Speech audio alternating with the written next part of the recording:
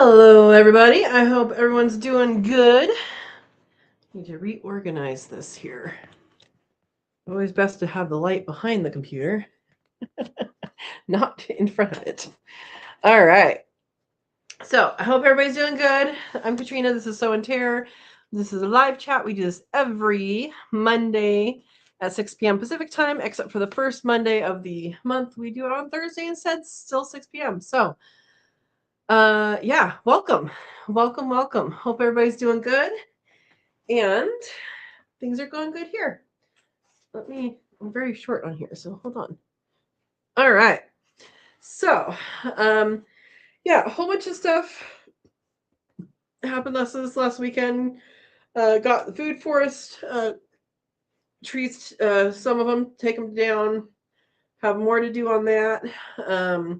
We did our Cook With Me Live, and I thought of one more thing I should have added to my pasta salad, and that is garbanzo beans. That would have been super good. Super good. So, it is hot today. Got up to 95. It's supposed to get up to 98, so that's okay. But yeah, got up to 95 today. 97 yesterday. Yeah, it got hot. So, anyway, let's see who's here. And oh my goodness, Steve was here first. Ta-da! Steve says. And Berta says, Steve beat me tonight. So Steve's S.O. Swanson and Verna is Vay's Place. Both are in blue with a little wrench, and they are my moderators. And they are excellent people as well. Verna has a live chat on Saturday mornings, and I believe she has something special coming out soon. Verna, if you want to plug that in, I'll go ahead. Anyway, here we are. Bruce is here, says, hey, everyone. Hello, Bruce. Hope you're doing well. Is it hot where you are, too? Are you in the same heat wave that we are? Steve says, I can go out the back door and come back in the front. Okay. Oh, my goodness. Uh-oh. Steve says, the reason I've gathered you here today. Exactly. PJ's here. Welcome, PJ. Welcome. All right. It's been hot here this week, Bruce says. Yes. It's been hot. Luckily, we're over the hump in the heat, at least. So I shouldn't have to give bunnies ice the rest of this week. I gave one rabbit tractor got ice. By ice, I mean two 1 gallon milk jugs frozen of ice, water. They got it yesterday and they got it today. The other one is in the afternoon shade of a tree, and then the ones up here, it's a lot cooler in the tree shade. They're always get tree shade up here, and so it's not quite, I check on them and they're fine. So they're still not hot enough to need that. I don't like to overly rely on ice, but when it goes above, when it gets around 90, 95-ish, I like to give them something that even if they don't cuddle up to it, not all of them do. Even if they don't cuddle up to it, the proximity, being in proximity to the ice will cool down the air temperature around them. So I feel that's good. There's a lot of people who think you shouldn't be giving animals ice, and that's fine. Personally, I wouldn't put it in the water because drinking cold water makes your body work. They might like it, but and some people do that, and that's their choice. So yeah, but I do offer that to them, and if they want to cuddle up to it, they can. If they don't have to. The other thing to watch out for with heat is when it is not hot and then all of a sudden it's hot. So like this time we had somewhat of a ramp up. But sometimes hot temperatures that are not super, super hot, if there's a jump in temperature, that can have biological effects that are negative as well. So that's something to watch out for. And I'll actually record a video on heat stuff after we get off here, because the sun will still be out. That'll be tomorrow's video, I think. Anyway, so yeah, that's what I do. Processed 1 tractor of rabbits on Saturday. So they're in the ice cooler, going through their rigor mortis. And yeah, so we have 2 more tractors to do. I know some people are interested in doing a workshop on the 25th. I think that's like, they're going to be a little older than I would like, but I'll do it. And then the other tractor, I think I'm going to do a workshop whatever the weekend is before that. Unless I have to look at the calendar. But if you guys are interested and you're in Douglas County area, that will be the last workshop or workshops. We can put them all in one workshop, or I can do separately. And that'll be the last workshop of the rabbit season. There will be 2 more rabbits that I will actually put them in the small tractor until those other ones are processed, and then they'll go in the big tractor. But they won't move very much because there's only 2 of them in there, and that's Ravioli's babies. I was just going to keep them in with her, and I'm like, yeah, but then they poop and pee in the food, and I don't want to deal with that for that many weeks. So they're ready to leave mom right now, but I wanted to wait until this heat wave is over before I do that. So yeah, and I had some thoughts. I thought I might have them up here by the house, by the like underneath the apple trees. I thought that one might be good. Hopefully they don't get bothered by anything up there. But anyway, I was thinking about that. I think that's a good idea. Yeah, so that's what I plan to do, which means I need to get the small tractor over here. Anyway, there's also more shade opportunities for like hot days, and I can get to shade more easily. Yeah. Okay. Been nice at Verna's last 2 days. Bruce is in Northern California. Yes.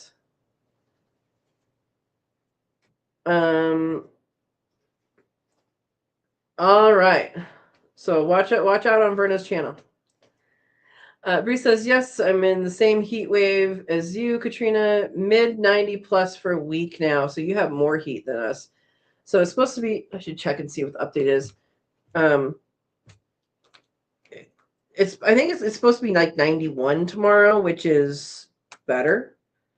I'm looking up on the Weather Channel thing on my phone here. 89. It went down. So we're high to mid 80s the rest of the week. Hitting 90 next Tuesday. So we're high 80s. That's fine. High 80s is fine. Yeah. So that is good.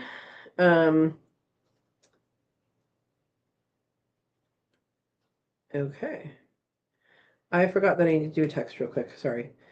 I know that the trees for my food forest have started to come down, and the person doing the road stuff, he's the same person that did my septic and did the French drain. He was going to give us a schedule, and I haven't heard from him yet. So, do you know your schedule for being up here yet? My stuff is not the most important, so that is okay. Okay. So yeah, looks like we're 89 tomorrow, which is good.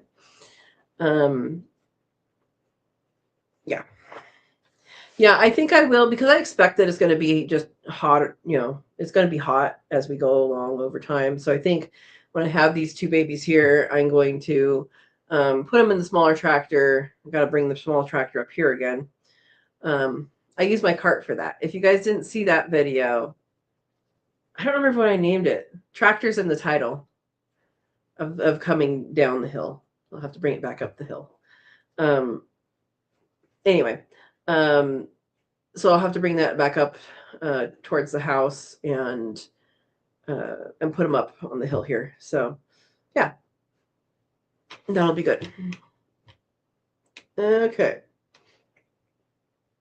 Yeah, Verna says they had that type of weather last week. And PJ says it's cold here. So the PJ, did it rain more than on yesterday?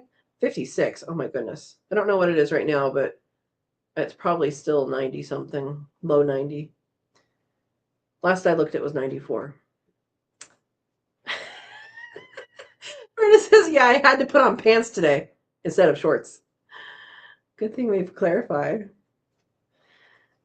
Oh, and PJ says the same thing. 65 at Verna's, all right.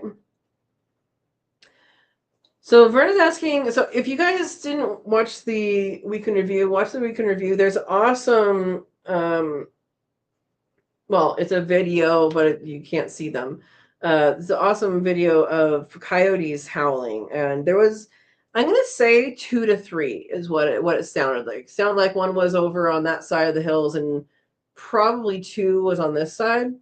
Not a whole lot, but you got some pretty clear howls, which is pretty cool. And then there's a couple of dogs over in that direction.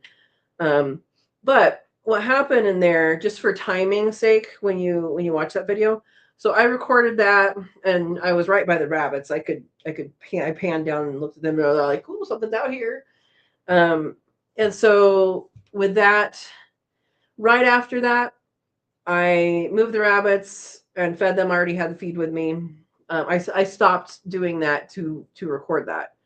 And then I was walking to the other one. And as I was walking to the other one, I did hear some sort of fight, I guess, between animals that it did not sound like canid, and it did sound large. I didn't hear any yelps or any like kitty cat, anything like that. So I do not know what they were. It did not sound canid, which is dog-like, and I didn't hear any obvious cat or dog sound, but it was either in my hayfield or the neighbor's hayfield. Like, it was pretty close. So I backed away, and the other bunnies were on their own for the night, and that's fine. They did fine. But no, I don't know what it is. I have not checked the cameras yet. There's a couple of cameras that the batteries got dead, so I need to replace the batteries. Hopefully it wasn't in front of that, but yeah, if it's on any of those cameras, I'll show you guys. But I don't know what it was, and I haven't checked the cameras yet. Yeah, it was close enough though. Yeah. All right, Verna has a mystery short coming out tomorrow. Bruce says, last week's video, you seem a bit on edge with. Yeah, so that's exactly what I'm talking about. I did not find out what the animals are. I should check the camera. There's a couple cameras, like I said, that need batteries, and I need to get out there and do that. The cameras. So I have cameras for security that you guys will never see, and I have cameras for wildlife stuff, which you guys will see. So, like, just know I have both. And for the wildlife ones, I know, like, I know that there are some that need batteries, so I need to order more batteries too, since you can't buy them in a big pack anywhere locally. You got to go on Amazon. How silly is that? Peter says it did rain more overnight. Not today, though. All right. And Steve says, I sent you as much rain as I could, PJ. I was done with it. Oh, my gosh. She said, no, I'm good with rain. Yeah. We had one rainstorm this last week, and that was, well, I think it was 2 days. I think if I remember correctly, it was 0.08 in the rain gauge and then 0.18 in the rain gauge of an inch. Yeah. PJ got all seeds planted in the garden. Awesome. Awesome. Awesome. I have it on my calendar to plant on Wednesday because I was going to plant last weekend and then we had 38 degrees and I'm like, well, no. And then this weekend I was like, well, it's supposed to be 100 to 105, so no. So I'm like, okay, we'll do it once it cools a little bit and do it after work. So I have it on the calendar to do on Wednesday. I might do it tomorrow. We'll see. I have a meeting at 6:30. So yeah. But yeah, good job on planting things. Good job. When I have starts, so I have starts, but I will plant beans from seed. And when I do that, so things don't dig it up like the peas, I'm gonna put. I have a bunch of 1/4-inch hardware cloth, which I got by accident. A bunch. I thought I was ordering 1/2-inch hardware cloth, but I misremembered what 1/2 inch is. I did 1/4 inch, so I think I'm gonna literally lay that over the bed and put some like bricks on it so that nothing digs in it, because that was super disappointing to plant all those peas and then nothing. Yeah. Verna says, my borage volunteer looks like it's getting ready for flowering. Awesome. Awesome. Awesome. Yeah, I love borage. I did plant some. I threw some seeds out, but I think I threw them out too late. So hopefully they stick around for next year. But yeah. Yep. PJ says, just have to get some dahlia tubers and seeds planted down. Then I shall be done. That's good. That's good. I don't know much about dahlias except for like they can get pretty big, right? Can't they get like this big? They're not edible, are they? I don't know. Yeah. Yeah.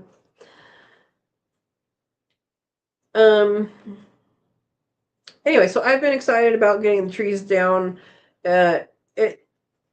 They had to what is it called?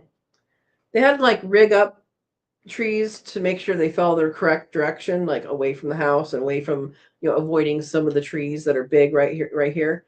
So it took a little longer than I thought it would right then, but they're going into an area that once we get this road put in, they're going to come back and they'll be able to put the chipper on that road and get stuff from uphill and downhill. And then just like they have a winch on the chipper, so you can literally just zzz and bring it up the hill or down the hill. And so that's really good. Yeah. Bruce says gardens are never done. They just lead to the next succession planting. Exactly. I have not yet mastered perfect succession planting. I kind of forget about it, and I think I need to do a calendar for that. Even though the calendars, I don't know, they only work if the weather works the same and the growth works the same and all that. But yeah. But yeah, succession planting, if you succession plant to the maximum extent that you can get a lot off of a very small area of land. Yeah. PJ says, oh, actually, I might have some fuchsias too. I need to plant and forgot about. Cool. Cool. I don't know about fuchsias either. They're purple and pink. I'm assuming there somewhere in there is the color fuchsia. But besides looking nice, what do they do? You guys, I'm such a utilitarian when it comes to like, what does this plant do? Calendar is a guide, not a commitment.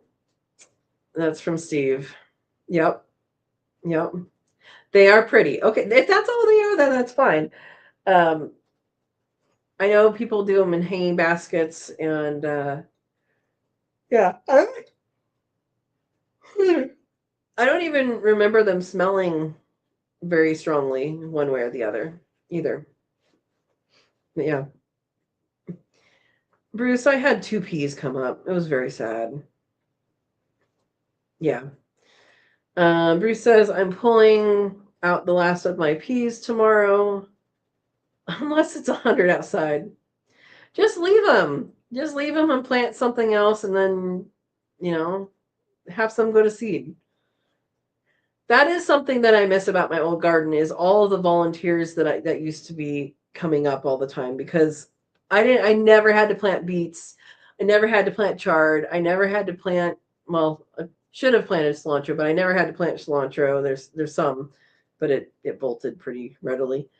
Uh, um, there's lots of things that I didn't have to plant because it would just show up. Yeah, excuse me. And that's the lazy gardener that I would like to be. Hi, sweetie. Can you guys hear her? Hi, Mama Kitty. Hi. Ringo chose to go outside today. I don't know what his craziness thought he was doing. I'm not going to go get him right now.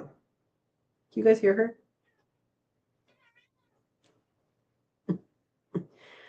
She's asking me to go get her boy. He's outside somewhere. I called for him, and he's probably under a bush somewhere. Hopefully he comes in tonight. He didn't come in the other night, and she was very like, well, where is he? But then he came in the morning, didn't he? Hi, baby girl. Yeah? Okay. Anyway, um, Steve says you can eat dahlia tubers and flowers. I did not know that you could. Good thing I asked. PJ says, cool, maybe I'll plant them in the garden then, but maybe I'll put them in buckets to take with me. Yep. Yep. I'd do that. Did you transplant what was in the worm bin? I have not used anything from the worm bin here yet. Oh, you mean, no, sorry. I have not done that yet. I was going to get back to it, and then I got doing other things, and I have been using my time very efficiently lately on purpose, and still missed on doing things because, well, one of the things I missed doing was because there was a animal fight outside that I didn't want to go outside and do the thing that I was going to do. So that's backed up, but it's okay. No. So the worm bin does start seedlings, and if you get to it in time, you can use those. There's a trick to getting them out and getting them ready. So we talked about hardening off, or I've done videos about that. So you're supposed to harden off your plants. If you have them inside and they've been under a lamp or something, then you put them outside, and you put them inside, and put them outside in the shade, and inside, outside, whatever, and it gives you used to that. Well, when you have seeds start in the worm bin, it's going to have very little light. There are a few holes in the top, like little tiny, and so virtually, like almost zero light. And when that happens, it's very light in color, and it's going to be very affected by um, the light intensity. And also, a worm bin is a moist environment, so it's going to dry out very quickly. So success in transplanting, it has to go through a process. You're not going to put it into the garden directly and be sure. Sometimes it'll be successful, but a lot of times it won't. I did put in some melon seeds in there, so those could be sprouting by now. I don't know. If they sprout, then I'll put them in the garden somewhere. The thing is, the garden is not as big as so the garden that's currently there is not as big as my garden was in California.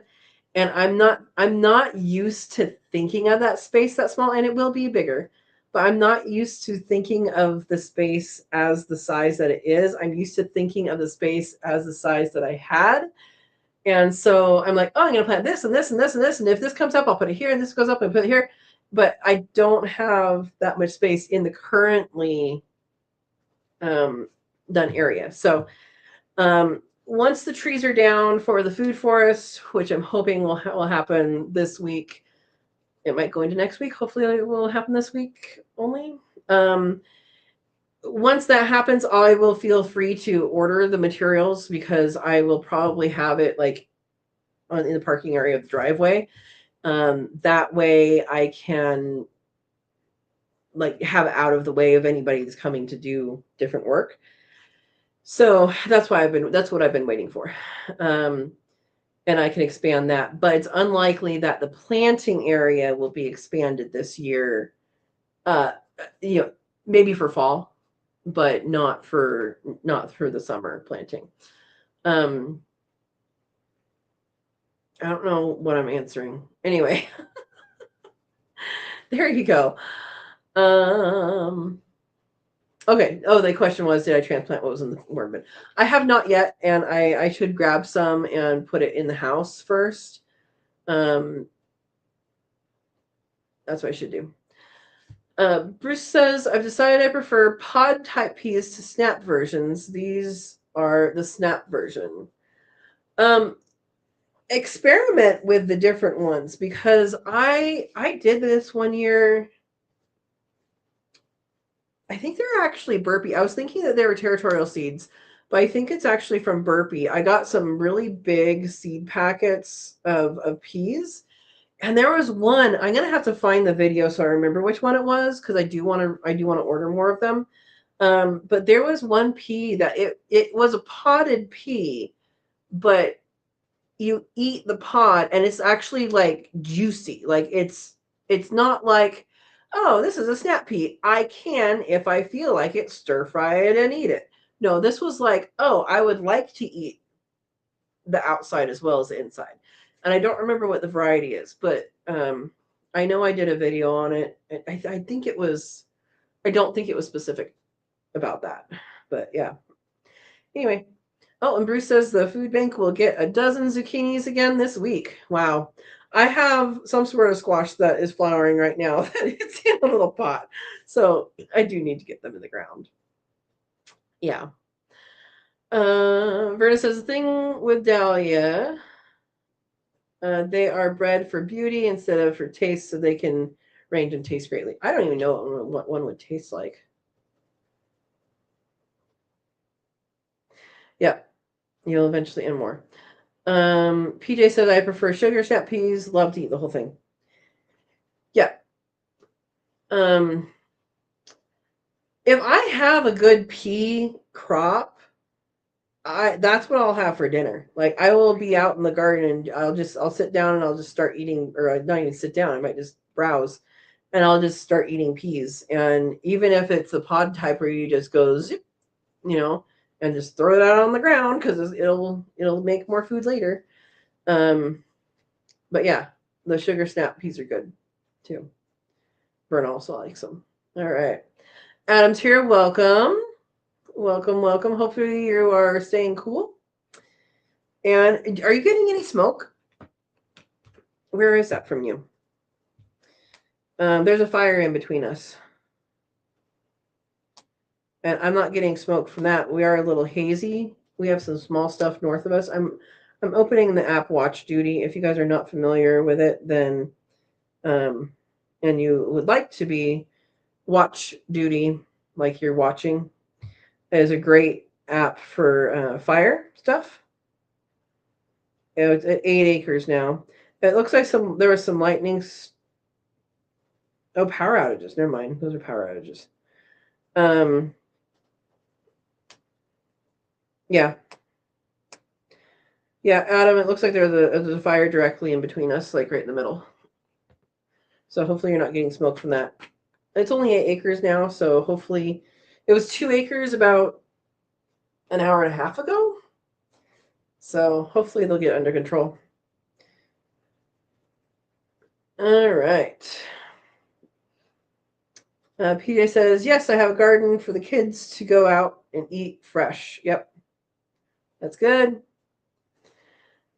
Bruce says, I ate peas for a month, then got tired of them. Now on to beans. Both purple and green bush types are coming in fast. Awesome. Yeah, I'll be planting those on Wednesday, maybe tomorrow. And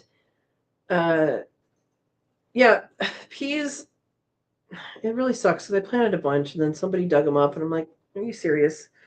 Somebody, meaning I think it was probably a fox because it happened at night. Anyway, but I will be smarter than a fox and put some of that 4th-inch hardwood cloth over it.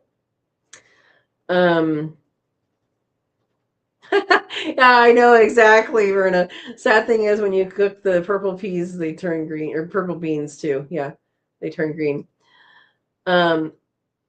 Yeah, so the green beans that I will plant, I have to remember where I put the seeds. I remember where I found the seeds because I thought I lost them.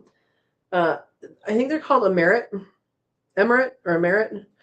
They are stringless green beans, and they truly are stringless. Like it's not like less of a string. It's like they really don't have really a string at all. And they are so much easier to process. You know, if you're going to snap them or cut them and put them in the freezer or blanch them or whatever you're going to do with them. I do plan on having a lot of those this year, hopefully. And I want to try freeze drying a bunch of them. So that vegetables is what I am low on in the preservation realm. And so I wanted to do a bunch of peas, but that I was thwarted. But with the green beans, I want to try and do a bunch of that. Not try and do. I will do a bunch of that. So yeah. PJ says, what I can, I will ferment, and now I will freeze dry. Yep, that's good. Good. PJ's getting her bang for her buck for her freeze dryer. Yeah, beans. Verna says, I love to eat those raw, the stringless green beans. I don't know that I've had them raw, but I like them cooked. Yeah. Yeah, it's a goal of mine in the probably the next couple of years is to figure out some things that grow well here that are vegetables that I can preserve. So I do have zucchini does not freeze dry well. It freeze dries okay. If you roast it and season it and freeze dry it, let me correct that. It freeze dries as well. It does not reconstitute well. But if you freeze dry it and so if you roast it seasoned and then freeze dry it, then it makes like a dry snack, almost like a chip. And it's really good that way. Actually, I need to open some of those probably and consume some. But it does work really well that way. I have not found a great way to freeze dry zucchini. Doing it raw is not great. If you're gonna do it cooked. But the reconstitution hasn't really worked for me. So if you guys have any tricks for that, let me know.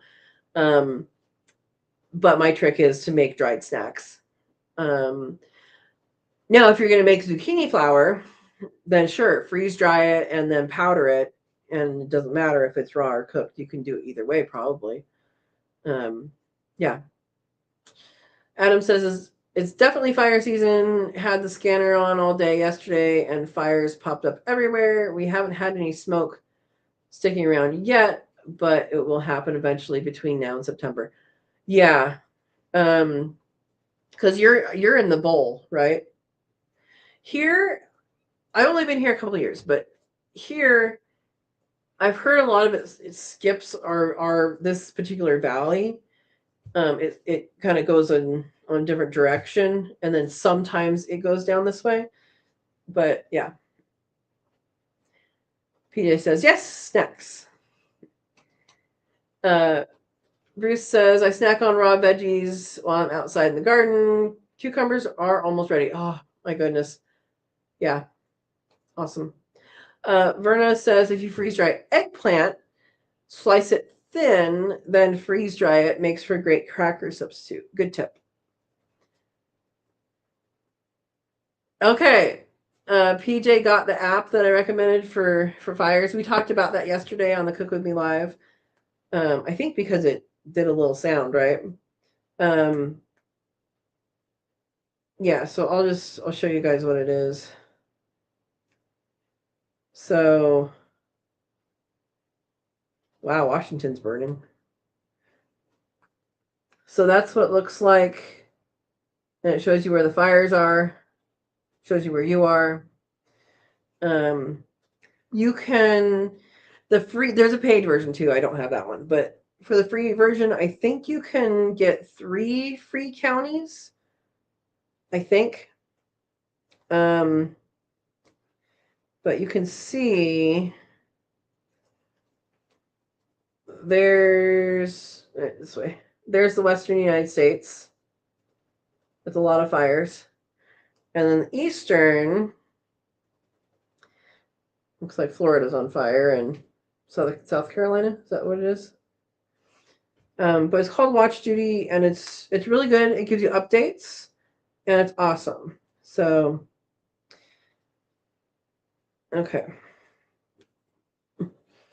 So, road stuff for the food forest is happening Wednesday, which means trees are happening probably Thursday, Friday, Monday, is my guess. Yeah. Awesome. Yep. So Adam says, yep, Rogue Valley is a bowl for the smoke. Yep. I know someone that's in Merced. Where'd that come out of my mouth? Medford. And they're like, yeah, it just sits here. This is where it ends. Yeah. North Carolina. Okay.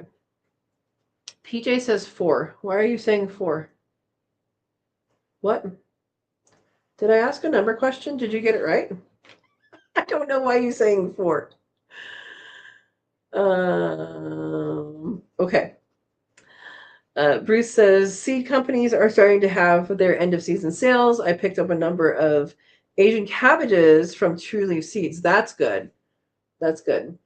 Nice. Oh, 4 counties. You can do 4 counties on the app. Oh, maybe it was the county that you're in plus 3. Maybe that's what it was. I don't know. I don't remember what I have on mine. I think it's my county and then my parents' county. I should have the county south of me because I'm very close. I don't even know if it's on the settings. I used to have the Bay Area on here because that used to be where I was, but I changed it. I don't even know how you do it on here anymore.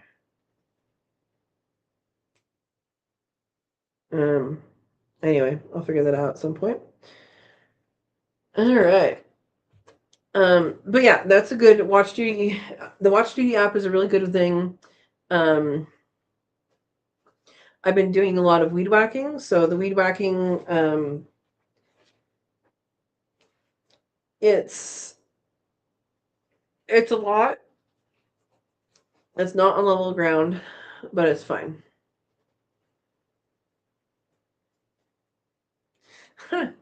Everybody's getting older, Verna.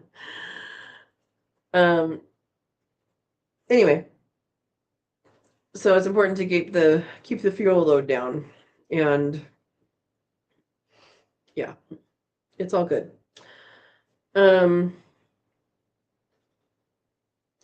Yeah, so it's mostly been hot here and making sure everybody has water. It's been fine. And the animals have been good with it, so that's good. We're not super hot yet, but I know it's coming, and I have a feeling it's going to get hot this year. I mean, Sunday is first day of summer, so happy early solstice, everybody. Yeah. Britta says, but I will be young forever no matter what my age. All right. All right. Oh, Bruce says quail started pipping today. Woohoo! So far, I have 12 more mouths to feed. Awesome. Bruce, did you check out my, what I call it, incubating Quaternius quail playlist? Yeah. Check that out if you haven't checked it out. But they're a lot of fun. You just have to be mom to them now. So congratulations. Yes, Verna's last name is Young. That is correct. Forever Young. How funny. Yeah.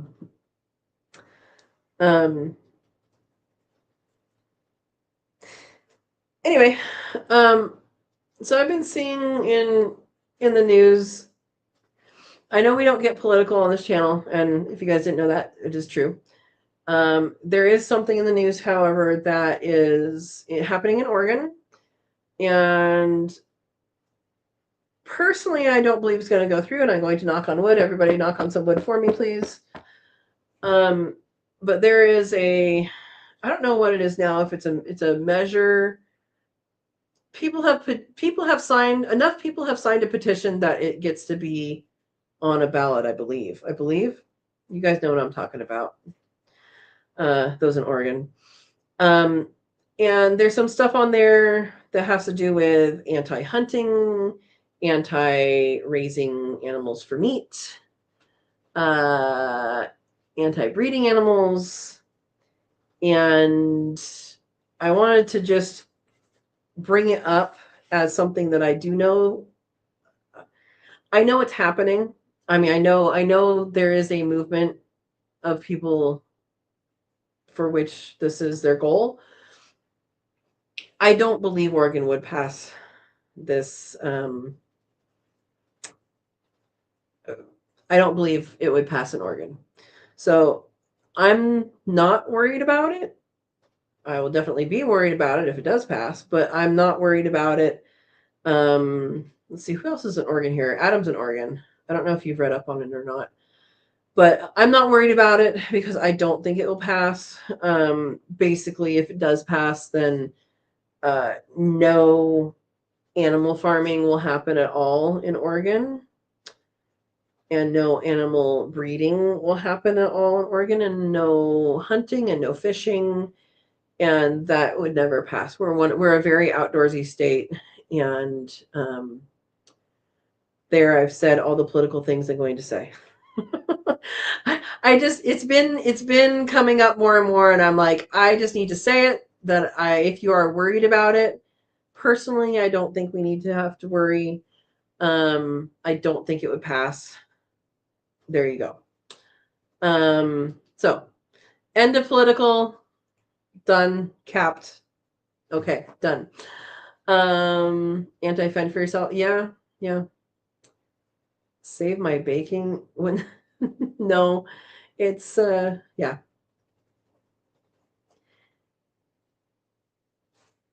It'd be Big Ag that is supporting that issue. Big Ag. No, it's not Big Ag that's for it. It's I think Pete is behind it. Adam says IP28. Is that what they named it? Is BS. Portland's even named to my business. Not too worried about it either, but still upsetting. Yeah, I'm not going out of my way to do anything about it because I don't think it will go anywhere. If people choose to be vegetarian, I have no problem with that. The only thing I would say is to make sure when people do have protein, that they have full proteins. That's something that some people who go vegan miss. A full protein is basically something that equates to a meat protein. So some examples of that is eating beans and corn together equals a full protein. Eating quinoa has all the essential amino acids that you need, but I have no issues with that. I don't have any issues with, I don't need meat in every meal or anything like that either. But I don't believe that people should be trying to tell people what to eat and what not to eat, especially since our dentition, our teeth, tells us we're omnivores. So we as a species are omnivores. What people do individually is their own business. Yeah. It's happening all over the country. I think there's a lot of people who don't understand how food is made. I think that's how it is. PJ says, okay, friends, time for bed, Sarah Farms. Have a good night, PJ. All right, so we're done with that. That's about as much as the politicking I will have on this channel is if something is directly affecting or potentially directly affecting us. So in the homesteading respect. So anyway, moving on. I just thought I'd bring it up because it's been in the news, and there's people that are concerned about it, and there's people who are from out of state talking about it. And just as not everybody, when I was in California, it seems like everybody thinks that everyone in California surfs to work. Not true. When people outside of Oregon look at Oregon, sometimes they see Salem and Portland as the only places in Oregon, and that is also not true. So anyway, the end. Moving on. Let's go back to talking about heat. So something I actually got in the mail. Let me get it out. It's right here.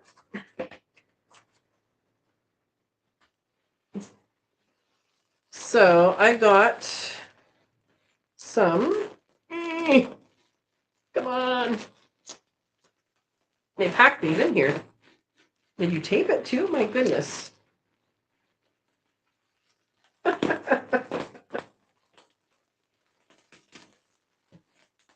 Oh, they did. Okay, that's why it was so difficult to get them off. I got some shade cloth for the tractor, for the rabbit tractors. It should be 2 feet. Where's the thing to open it?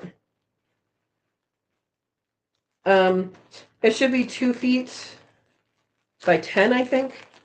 And so that will go around part of the tractor. I decided not to do all the roof paneling. I do think on the edge, I'm still going to do that, but on the sides, I want it to be breathable. And this should give.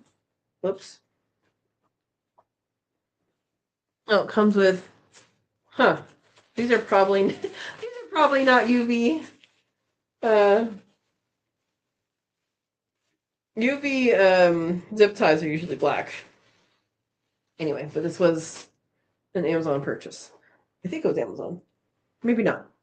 Anyway, so shade cloth, instead of the hard stuff, will provide them the sheltering that they need for, like, oh my gosh, there's something out there I need to hide. And it will provide them shade, but then also it'll give a little bit more breathability. Okay, is that actually 2 feet? That's a question. I don't have a tape measure readily available. Do I? I do not. So there you go.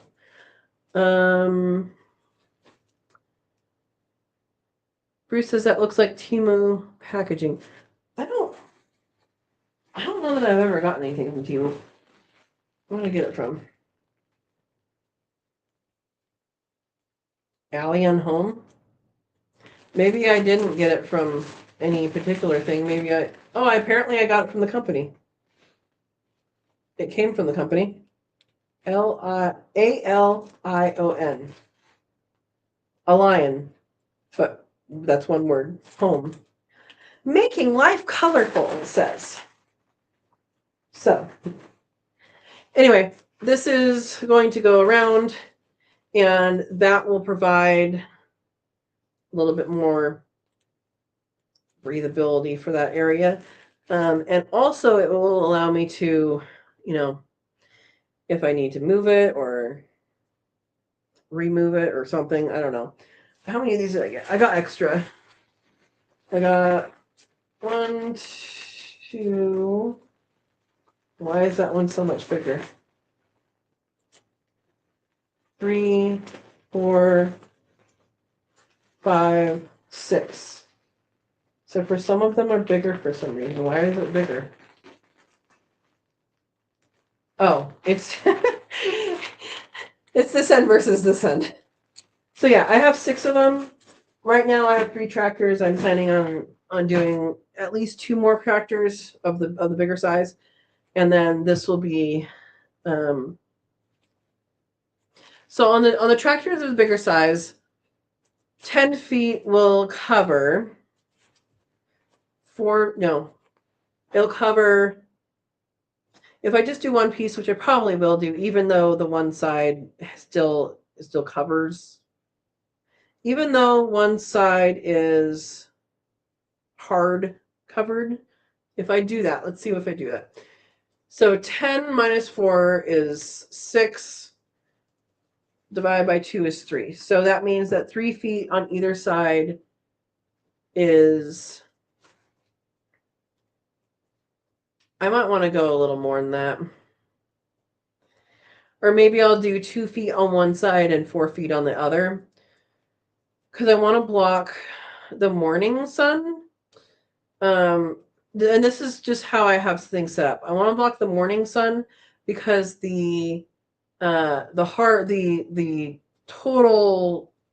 you know, the roofing side will block, as long as I have it facing the right way, it'll give full shade when the sun is all the way up at the top. So, like I said, these have, this on here. If I put hooks on them, then I can move them around if I need to. I forgot the hooks. That's probably 2 feet. Is it the same? I think it's the same. So it looks like there's a grommet every 2 feet. So that'll work. Okay. Anyway, thought I opened that. Okay. But that's why I hadn't finished my building rabbit tractor series, because it is, I was changing my mind on that material. Yeah. White should reflect the rays. Exactly. Yeah, this is it's like a beige, tan beige, but yeah, I wanted to get the lighter color for that reason. The smile says Amazon. Yeah. Breathable shade. And Vernon needs more coffee. Okay. So yeah, that's the plan there.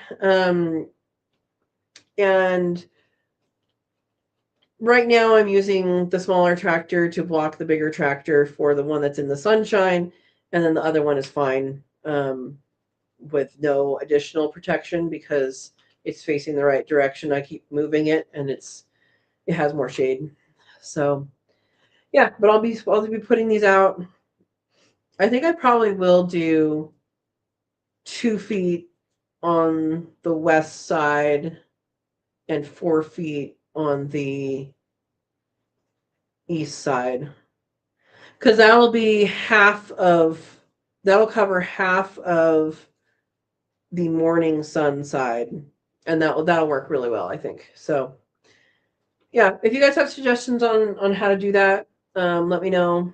But positioning the rabbit tractors in such a way that they shade themselves, when it's at the heat of the day, that's super important.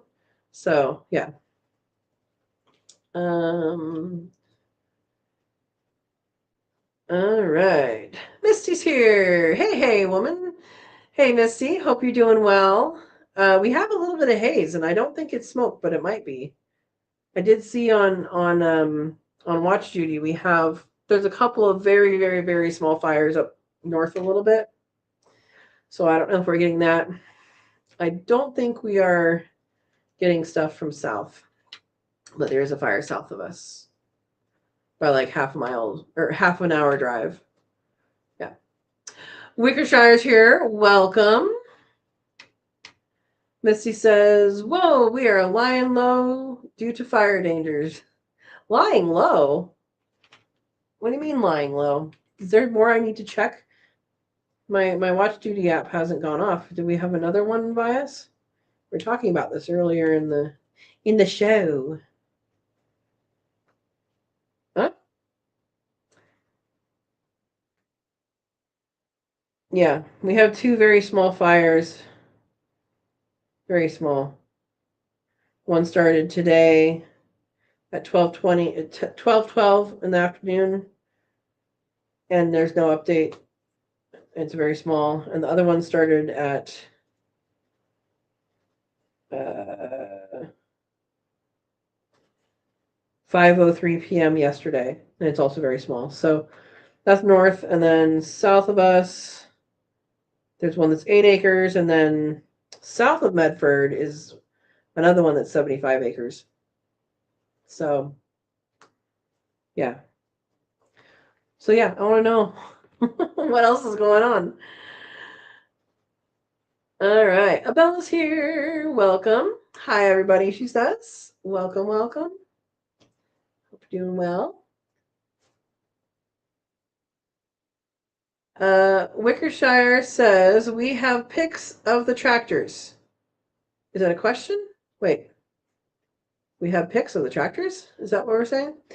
We're talking rabbit tractors? Yeah, rabbit tractors. There's a playlist. They're in almost every week in review. The rabbit tractors. But there's also a building or rabbit tractor playlist if you're interested. It's not quite finished. You may or may not have seen me hold this up. I got some shade cloth that I'm going to use for some of the sides instead of the hard stuff that I've used in the past. And this will give. It's not going to be too breathable because I mean, it's not. It's not. Doesn't have little holes in it, but it will be more breathable than solid. So yeah. All right. Did I get my water tanks up yet? No, I'm still in planning phase, Misty. Wednesday they're coming to cut the road for my food forest, and then they'll continue to take trees down. Misty's a neighbor, so if you hear more chainsaws later this week, and maybe on Monday probably too, that's people at my place. But no, I don't have the tanks up yet. And I don't have them, and I have not even researched them. If you have a good place to get tanks, let me know. We're talking water tanks. My plan is to pump water up in the wintertime when we have water into the tanks, and then use it in the food forest in the summer. And then it would also serve as a potential fire protection, holding tank thing, or might get more of them up there for that. So yeah. Wickershire says, if we have pictures of the rabbit tractors, I can take a look. There is low-cost shading solutions that move with unmounted for animal tractors. Oh, yeah. Check out the playlist, see what I have, and then really anything in the rabbit playlist will come up. Not anything, but a lot of them will come up in the rabbit playlist. You can see how they are, but yeah, that works. Shade from an actual tree is always going to be better. That's just common sense. Yeah. Verna says, after 8 a.m. tomorrow, check out my short. Awesome. So Verna has a channel, and you're welcome to click on that link, and she's gonna have a surprise mystery video tomorrow. She told me about. Awesome. Light colors always. Yep, exactly, for the shade. Yep. Worcestershire says chickens got my biggest melon, so I cried 15 seconds, then gave it to them. Oh, I'll grow 10 more in its place. What kind of melon was it? Thank you for the link, Verna. Bruce says, my local Tractor Supply has a bunch of different sizes in their parking lot. I didn't look at pricing. Different sizes of this, the shade cloth. I just know from experience that when you have shade cloth, so this is shade cloth, like dense shade cloth. You can also buy water tanks. Okay, I'll continue with my thought, and then I'll go back to that. This is like you can see through it, but it's not. So you can get like shade cloth for a garden, which is like 80%, 50%, whatever. This is not that kind of shade cloth, but it will allow some airflow, but not a whole lot of airflow. But I still think it's going to be better on the sides for the rabbit tractor than the solid stuff. Why I got this is because it's 2 feet. Hopefully it is actually 2 feet. Is that 1 foot? Is that 1 foot? Maybe. Because if it's 2 feet, that's the height of my tractor already. So from experience, if you make your own holes and use your own grommets these are called grommets, these little hole things, to make your own, that edge is just more likely to get destroyed. It's better if you get the pre-made ones with the grommets that are already in it. It's more secure and all that. Also, if you cut this stuff, you pretty much have to melt the edge. So yeah, you got to do it right. So that's why I got the pre-made. And I didn't like request that size. It's something that is standard. Okay.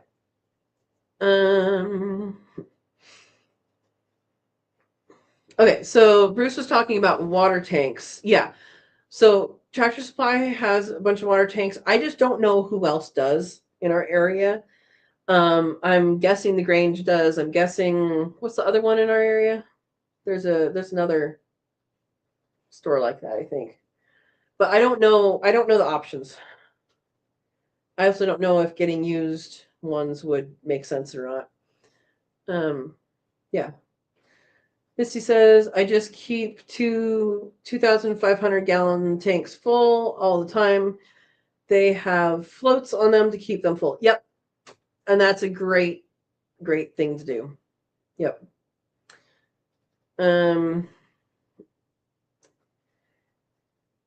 Adam says, any wood you don't want, Katrina, let me know.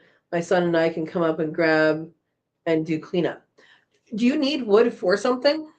Or like, do you need firewood or something? Because I can have him leave some stuff for firewood, Adam. I'm having them chip everything. He did there's, I want to say 5 or 6 long things of wood in the front yard right now that he was going to have. There's a local guy who does firewood, and he was going to have him look at it to see if I can recoup some money. But yeah, if you need firewood, I mean, give me a call. Let me know what you need, because I mean I'm having a bunch of trees taken down. So yeah. Wickershire says, no clue. They are huge, so it has to be a muskmelon or something along the line of cantaloupe. Size of footballs. Okay. I'll be stupid happy if it was my Terrative Verde. Rare as I have limited seeds. All right. Well, hopefully your chickens will plant some more. Abella says, this makes me think about how I am trying to or devise a system to contain the dust from my quail on the side of my garage. Okay, Abella, what are you, coastal? That's what I was thinking. Thank you, Adam. Yeah, Big R. I don't think we have a Big R near us, do we? Is there one in Medford? Coastal was the one I was thinking of that I've never been inside, but Big R. I thought that was only south of Redmond. Anyway, yeah, thank you. So Abella, what is the substrate that you're using for your quail, and is the dust only restricted to the dust bath? Because I have a great solution if it's only the dust bath, because I use deep litter, which is wood chips, full tree wood chips, and that works really, really well. But the dust bath is fully enclosed, and I have 2 entrances into it that they can go in, and you can open the lid and do whatever you need and close it, and it doubles as a seat. So Werner or Steve, if you can find that, I think it's called Making a Sandbox or Sandbox for Quail or something like that. I think there's a short and there's a how to build it thing. But that I highly recommend, because otherwise you will get dust everywhere. That's one of the negatives to using sand. A lot of people want to use sand, and I just don't think that's a good idea for quail, because number one, if it gets wet, that takes so long to dry. Number two, they love sand. They do. They love it. And they will make your whole yard be sand. Yeah. Yeah. That is true, Misty. I don't know that I want anything related to them, though. If you want to know what I'm talking about, you can read your comment. I don't necessarily support that. So, yeah. But good thought. Abella says, birds are dusty and they make the cars dusty, so I'm thinking of draping shade cloth or dust cloths to keep the dust from getting everywhere. So I do, if you do a 2 foot or a 2.5 foot shade cloth like this around the bottom, this is what I did at my old place. That will give them predator protection, because they won't be able to see them. Not that the predators can't get in. It's just they can't like see that there's something out there that might be scary. And it will keep, once wood chips break down into compost, it'll keep that compost inside, and it might keep sun dust. I don't know if it would or not, but personally, I would go with the deep litter system, and then do a separate sandbox. The sandbox I have is like, it's like this big, and tons of them can get in there at once. And the key is to put 2 doors in it so that they have an escape route. It is the only area where birds that are not jerks become jerks, because they're like, this is my sandbox. I love this sandbox. Get out of here. So yeah, give them 2 doors. Yeah. Okay, Abella says, I was going to first try shade cloth with grommets to sort of use as curtains around the quail, wondering if anyone else has tried something like that. For dust, I don't know. I guess the question is, what is the dust coming from? That's what we need to know, is what is the dust coming from? Not just the birds. Birds aren't dusty. Dust comes from them. And they love a sand bath, and sand baths are, dust baths, and dust baths are important to them.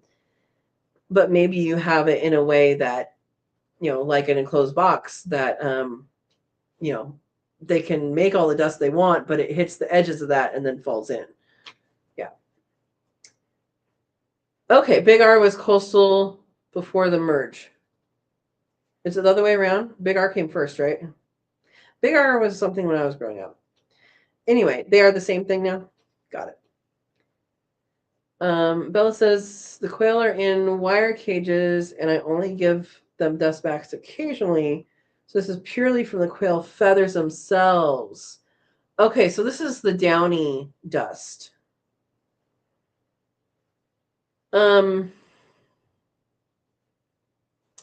I guess I don't know a good answer to that, because for me, I think the answer is have a dust bath so they can appropriately clean themselves. But then they are dusty. I don't know. Does Verna or Steve, do you have suggestions? Because you guys have kept things in cages. Thank you for the link, Verna. Bruce says, Abella, I use burlap to protect walls that are close. That's a good idea. For all intents and purposes, burlap is shade cloth, you know. Wickershire says, I see you have the poly top on them. Since they are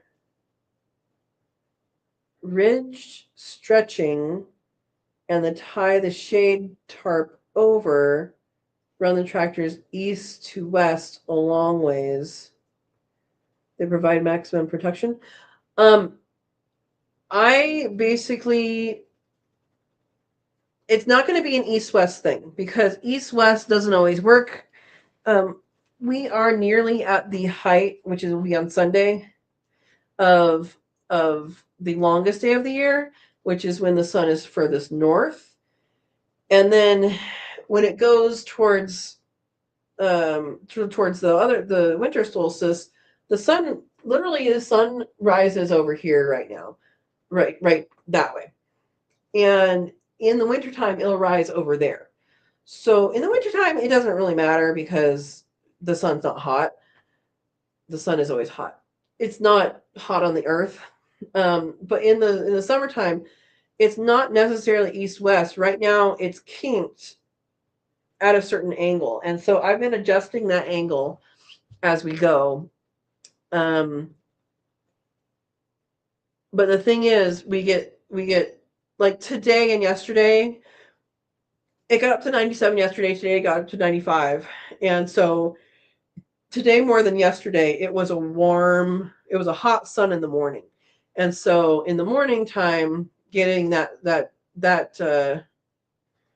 shaded in the morning is good. But the thing is, we want to have enough airflow for them to not just cook in a box.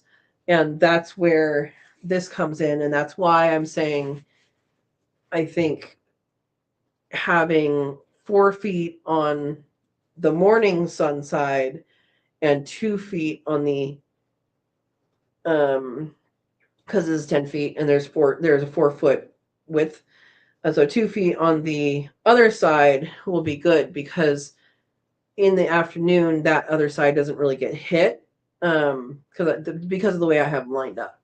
But yeah, it's all something to figure out. Yeah. Okay.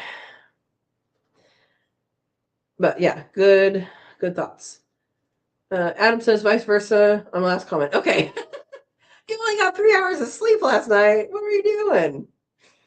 My goodness. All right. Forgiven. Brenda says, just know if you are using shade cloth to limit the dust, you will have to shake it off to keep airflow. If you are fully doing it. That's why I'm saying only do stuff on like a lower level. But yeah. Yep. Wickershire says they will always have shade, plus the ground and grass is cool, shaded, 58 degrees on average. That may be true some places. I don't think that's true here. Yeah. Dander, that's the word. Brenda says dander is a problem with quail in cages. So I guess my question is, Verna, in your professional opinion, is the dander lessened with sandboxes because they are able to kind of itch it out and leave it in the sandbox? Is that true or is that not true? I'm just trying to figure out why dander would be more of a issue, I'm guessing, in a cage system than an aviary system. I've only done aviaries, so I don't know some of these things with cages. Oh, yeah, Adam, Misty also has a lot of trees. She's my neighbor. All right. Wickershire says Sun is north, then run long ways north to south. Prevents the max side exposure. The sun is different here. I'm just gonna have to say that because it starts over here and it ends. It goes this way right now, and you don't know what I'm pointing at because stuff is in the anyway. Yes. Okay. Verna says nope. I didn't notice dander being an issue in the aviary, so I guess I don't have a good answer for that for cages. I don't know if it was not an issue because it was outdoors and it was like a larger space, maybe, or if it was that they had full access to a sand bath to kind of itch that stuff out, or if it was because they also chip bathed. They would dig into the chips and play in the chips like that, and especially if it was hot or cold, mostly hot because that's mostly hot is what we had. They would actually bury themselves. They would dig a hole in the chips and then bury, go like this with their wings and get the chips over them, and they'd be like just their little head sticking out. So I don't know. I'm sorry. Verna says dander is a dangerous thing if they are in a building or close to buildings. Shade cloth will help her, but she will need to knock the dander loose when it is wrapped around the cages. In cages, they cannot get rid of it outside like they can in aviary. Okay, good explanation. Thank you, Verna. Yeah, like I said, I haven't had any need to do anything extra that way. Do quail dust bathe to be social like chickens? You'll get more than one quail to dust bathe with each other. It will be something if they're not pecking each other outside of that. I have seen that's when they get selfish and they will peck at other ones, be like, "You're in my way." If you have enough room and they don't all crowd in there at once, then they will just be in their happy place and all of that. Where I've seen them kind of be social is more in the wood chips, so in the substrate, where they've chip bathed, and it's more like one digs the hole and then another one is like, it's mine now, and then the other one tries to get back in, and sometimes you get two in one hole. So I don't know if that's true or not. Yeah. and Verna says yes, it's like Roman with public bathing. I mean, once one gets into it, the other ones will do it too. Like they'll hear it and they'll be like, "Oh my gosh, there's sandbox." But I don't know that it's a social thing or if it's, "Oh my gosh, I forgot that thing was there. I need to do this too." I have no idea. And something that I've come to learn is that spending time with your animals is not necessarily what you think it is. Um, and when I learned that was with my chickens. And I would go into the coop and you know talk to them and pet them and give them treats and stuff. And there was one day when I think I was gone for like 3 days, and I came home and they're like, "Oh my gosh, you're back! We're so happy!" And so I stayed in there for a while, and then they were just like, they just ended up, they're happy to see me and all this, and wanted pets and stuff. And then they're like, "Okay, well, we're gonna go like forage around right here," and then it was like, "Oh, so that is something else that we're doing together, even though I'm just sitting here."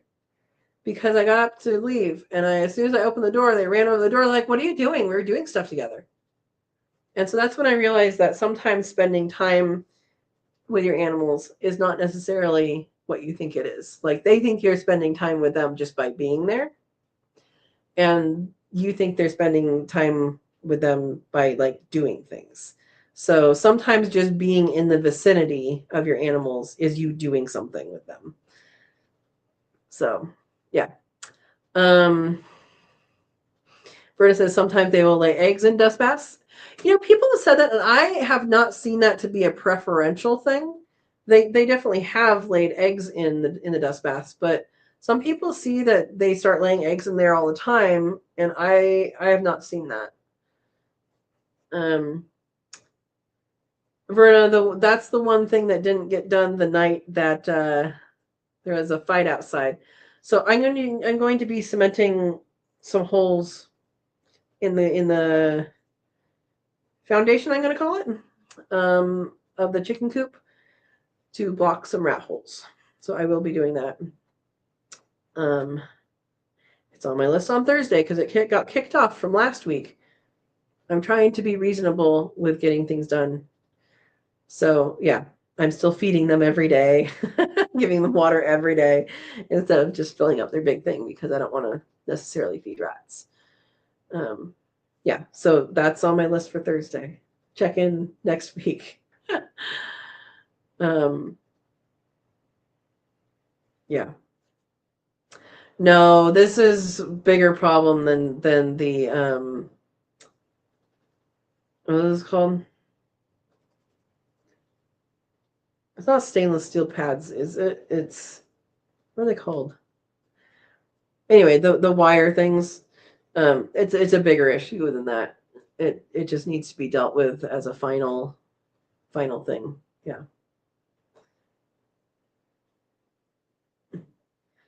All right, Adam, I'll give her your number. Good to know. Yeah. So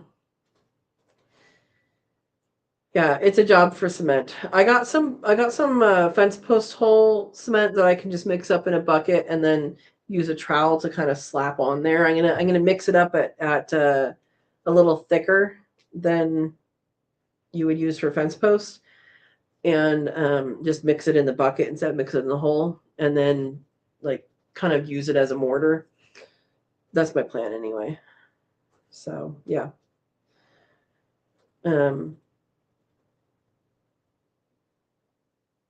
Anyway, steel wool. That's what it's called.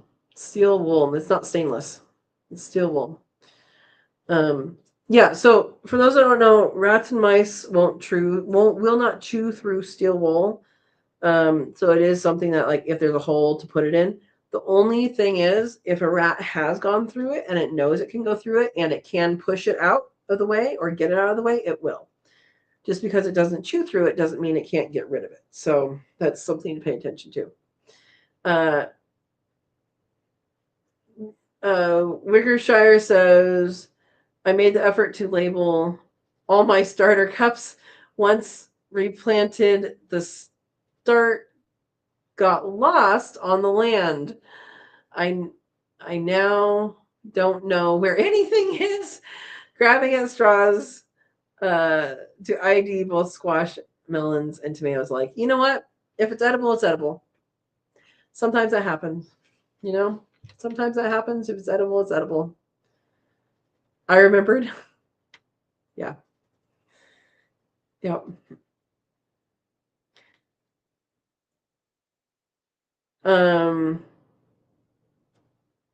Put the steel wool on top of the cement. If anything, it would go below the cement because they're coming up from below. But that's not a bad idea, and I do have some.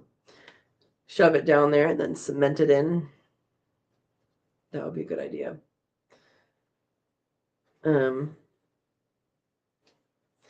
Yeah.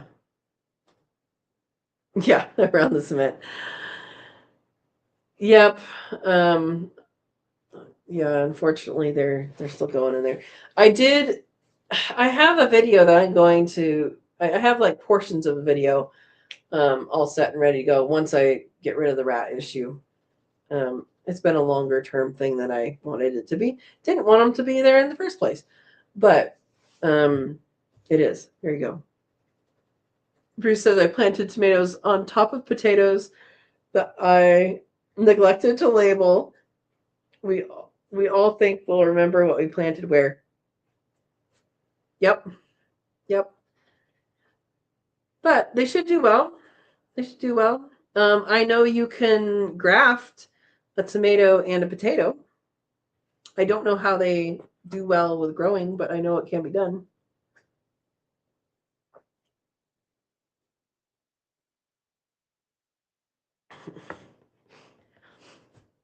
Worcestershire says, I'll look better filming if I keep the veggie ID super vague. Look at plant with fruit on it. Let the viewers guess and sort it out like a game. You know what? Call it chaos gardening. You know, where you throw out seeds. There you go. Oh my gosh. You're going to say that too, Verna? Yeah. Yep.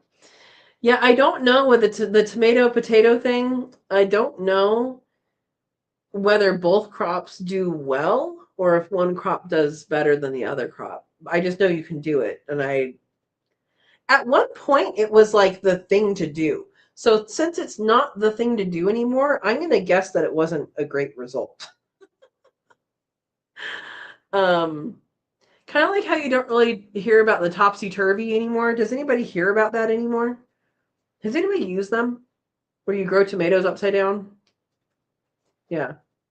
They sold in the 70s to the 90s. Yeah. So there's some things that like are a fad and they have their time and it's cool at the time, and then people realize that it was better the way we did it. Yeah. Um, okay, Bruce says lots of labels can't be read after the sun bleaches out the writing. Yeah. That one dries out too quickly. Yeah. Okay, so here's a useless piece of trivia that I'm going to share with you that is actually useful. This comes from a professor who was not a great professor. I was helping on a project to extract DNA from cactus. There's a cactus that is in the Midwest. Yep, Midwest, not Southwest. And it's a little tiny opuntia. So it's a little paddle cactus like that big. And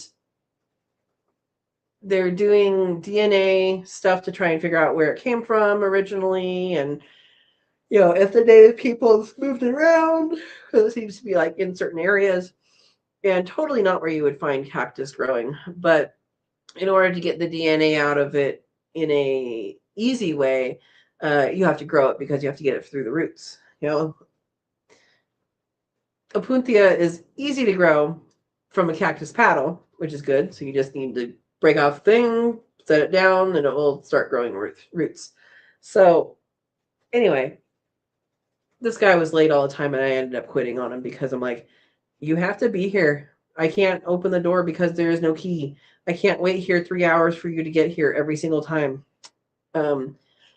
Anyway, he shared with me that one of his studies was that he was testing different color Sharpies to see how long they lasted in different environments. And apparently purple is best, which I don't dispute as a general thing. But purple worked best. So my suggestion, without testing it, is try purple Sharpie and see if that works. Also, don't write on popsicle sticks. So popsicle sticks are made of wood, and wood wicks water. So your writing will not be, if you use a Sharpie, something like that, it will not be long-term readable. Yeah.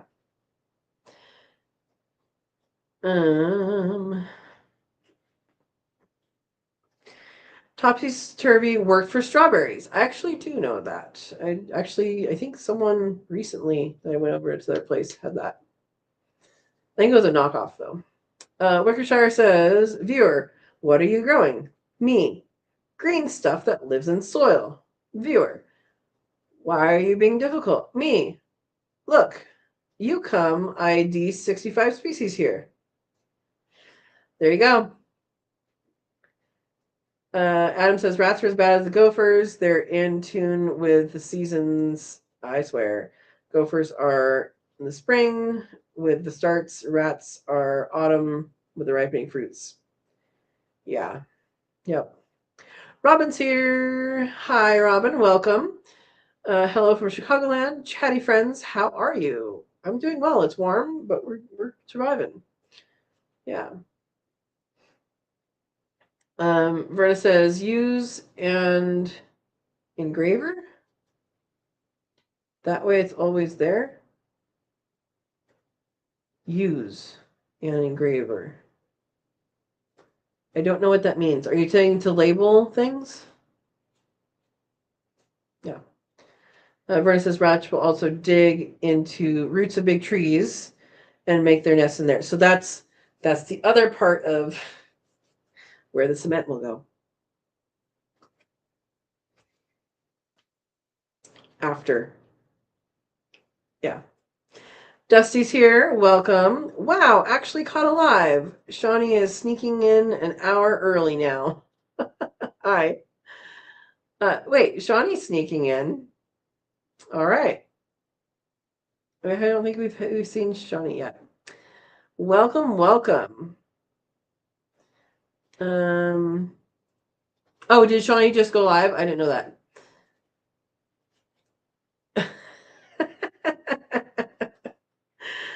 Oh, Katrina fell asleep. Okay. That's fine. That's fine.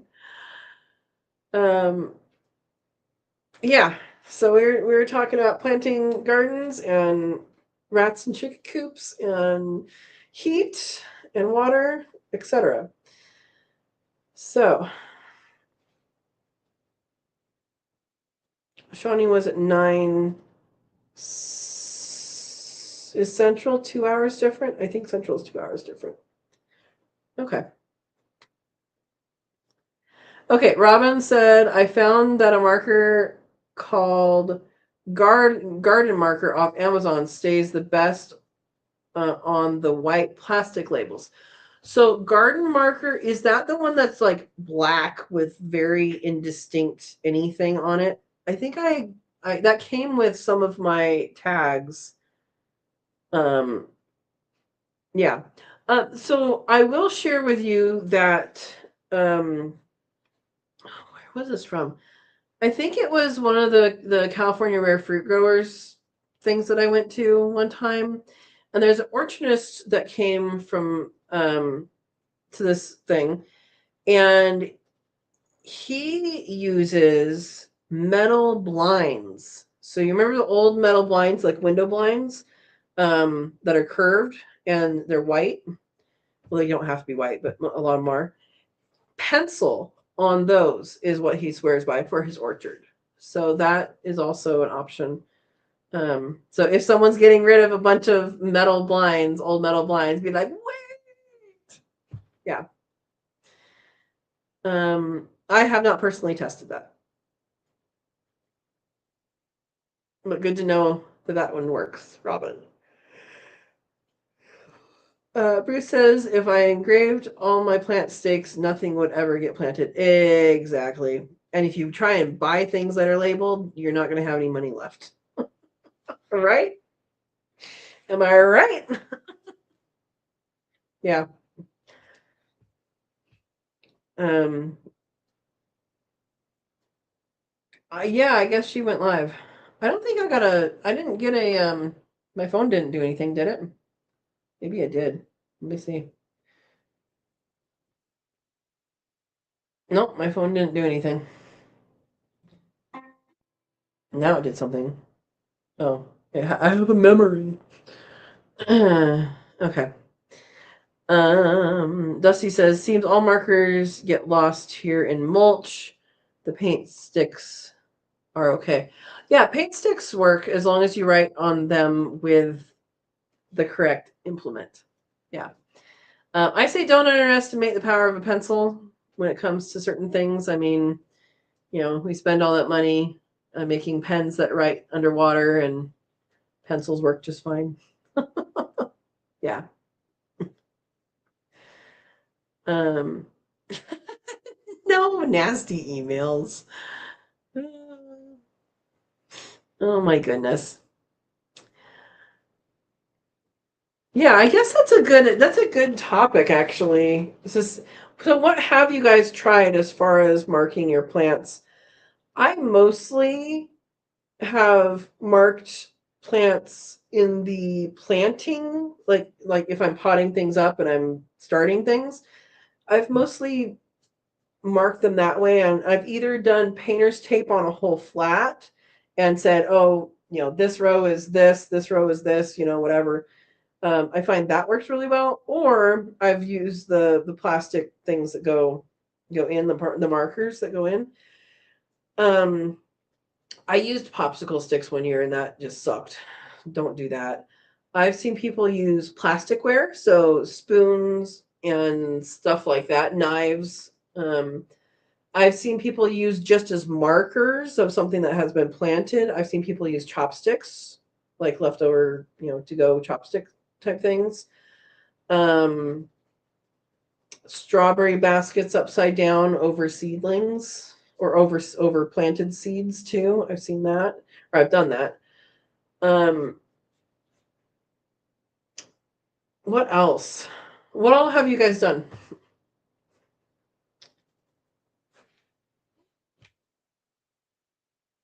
Um,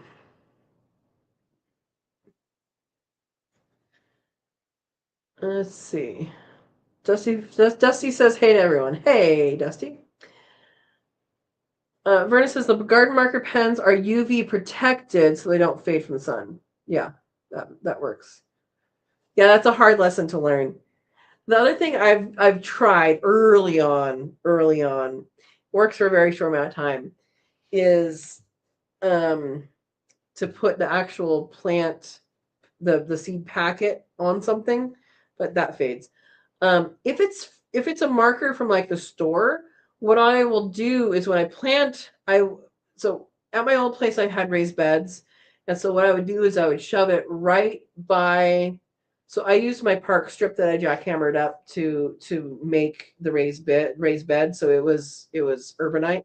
So I would tuck it right behind one of the rocks of the urbanite and put it down.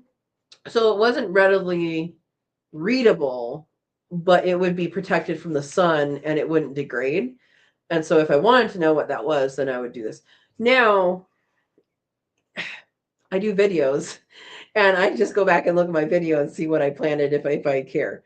I mean, for the most part, for most things, I don't care what the varieties are because I know I'm going to oh, I planted all tomatoes. I'm going to use them as tomatoes.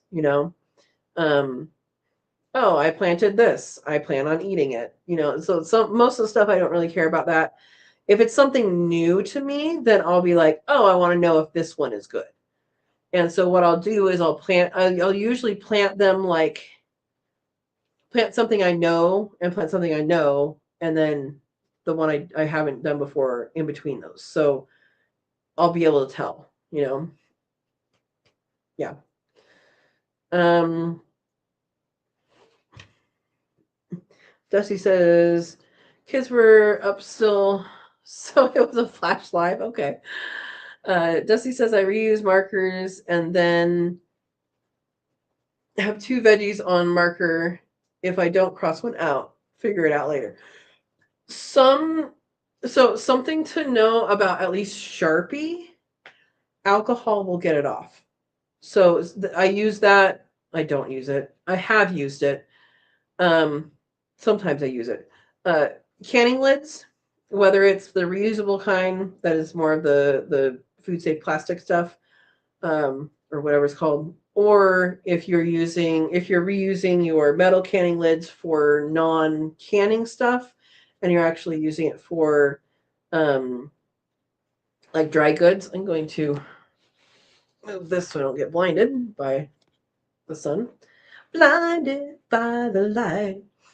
Um, yeah, if you just use like alcohol that you would use on a wound, just use that and put it on a paper towel or something and it'll wipe right off. So you can use that if you're using a Sharpie. I don't know how well it works on a UV protected garden marker thing, but you can try it. It's really easy though for Sharpie. Now you know. Bruce says, some seeds I have saved so many times I don't know the actual cultivar. Seed pack now says yellow summer squash, not the actual type. And you know what? As long as you like it every year, it doesn't matter. Yeah. Yep. Yeah, mine will say like Thai chili 2016, garden 2016 or something like that. Yeah.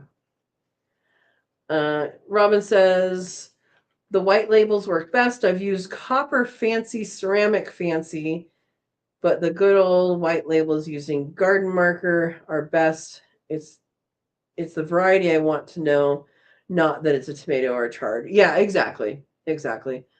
Yeah, I would like to try using the metal blinds and pencil, particularly for trees, and see how that actually ages.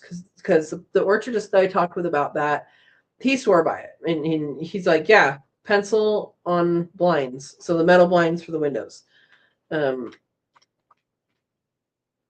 Yeah.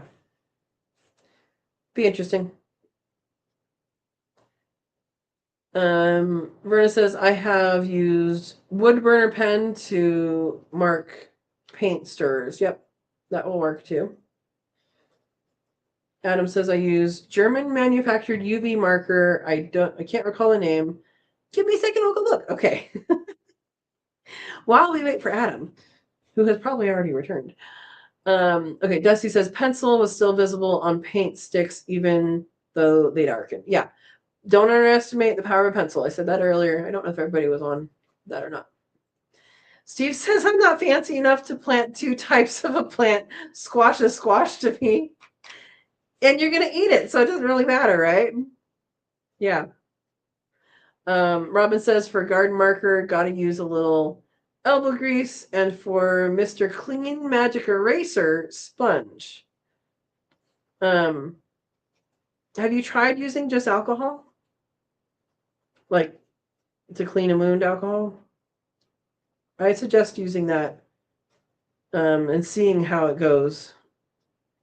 But Mr. Clean Magic Eraser, I've used those and it's kind of scary because I don't really know exactly. Like, I don't even remember if they have the ingredients in it. It's just a little weird.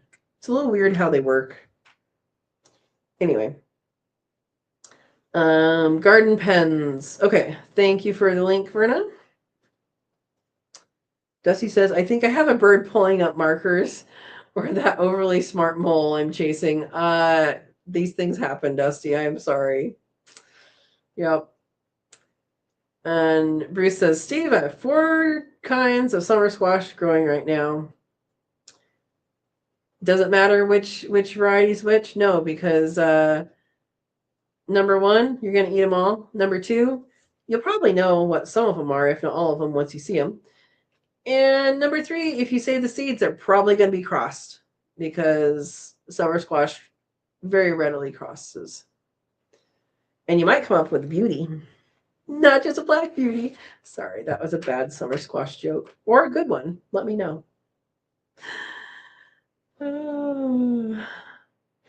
Okay.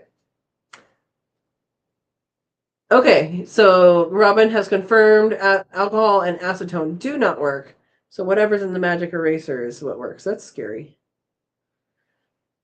Dusty says we tend to place markers too close to plants and then they get buried under vegetation. So that's what I was saying on my raised beds at my old place. I would put it on the like right next to the edge of the. I used urbanite, which is I jackhammered up my park strip and stacked it to make beds. And so like here's if this is the inside of the bed and here's the line of rocks. It'd be right up against it. And so if I wanted to see what it was, I'd feel around and, oh, okay, that's what it is. Yeah. That was mostly for bot starts. Yeah. Wickershire says, Robin, what marker is that? Kryptonian S garden marker? Question mark. Okay. If they're both good tasting, then it doesn't matter. Verna says, yep. Dusty said I put the writing facing the north, and they are still readable. So that's the least sun damage. Yep. You could cover it with foil too. That would be an option, because the foil will black out any sun interaction. Verna says magic erasers are made of melamine foam, a porous open cell material created from a formaldehyde melamine sodium bisulfite copolymer, though it feels soft to the touch. The microscopic structure acts like incredibly fine sandpaper, allowing it to scrub away dirt only using water. I suggest you use gloves if they're going to use that. That is my suggestion. Wickershire says S was for superhero. Yay, Superman or something? Okay. Adam says, holy cow, that took forever to find. The brand is Stedler Lumo Color. Let the joke start. What? Staedtler. Lumo Color. Okay. Well, thank you for letting us know. We're waiting to see what Robin's is, I think. Dusty says, can't believe it was 45 last night. I've been doing indoor work last 2 days, taking a break. Now rain moving in the next 2 days. Have to haul wood chips while cool in through next week. Wood chip work is an exercise for sure. Steve says, what? You guys are making up words now. A brother P-touch? I'm just going to say that because I don't know how to say it with making it a word. Label maker has labels that are weather safe. If I had to do a label, put it on a stake or stick. I would, if you do a test of that, I would like to see the results of that test, like, through the summer versus through winter or something. That'd be interesting. So is Brother the same? That's the same brand as like the printers make, right? Okay. Yeah, there's all sorts of things you can use for labeling, and most of the stuff I don't really feel like I need to. It's nice to know what you plant, but Dusty says unusually cool. This is May weather. Instead, we had freezing in May. No fruit here. We got to 95 today. Yesterday was 97. And we had a late freeze, so that means no pears and no cherries this year. Well, there's some cherries on the small tree, but I don't know that they're actually going to make it. Yeah. Verna says, wow, Dusty, that is tough. Yep. Yep. Wickershire says, my mystery squash is looking more and more like Queensland blue every day. That's the winter squash, right? Is that the that's related to, or not related to, but looks kind of like Blue Hubbard? I'm convinced that any squash that color is tasty. Am I wrong? Dusty says, LOL, I have that Brother printer and haven't tried it. Too busy. Okay. We'll test it. Let us know. Robin says, few cherries for me had freeze while flowering. Yeah, we had a freeze after flowering, but when the fruits were very small, and I think it just knocked them all. Yeah. Okay, P-Touch is their label maker, brothers. I have labels on tool stuff, still good, 3 years old. So do you have to label like, this is my hammer, this is my wrench? Why are you labeling your tools? Are you just saying, Steve's? Grandpa Steve's?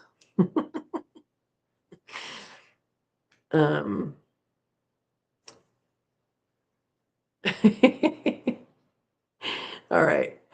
Rama says blackberries are so sad.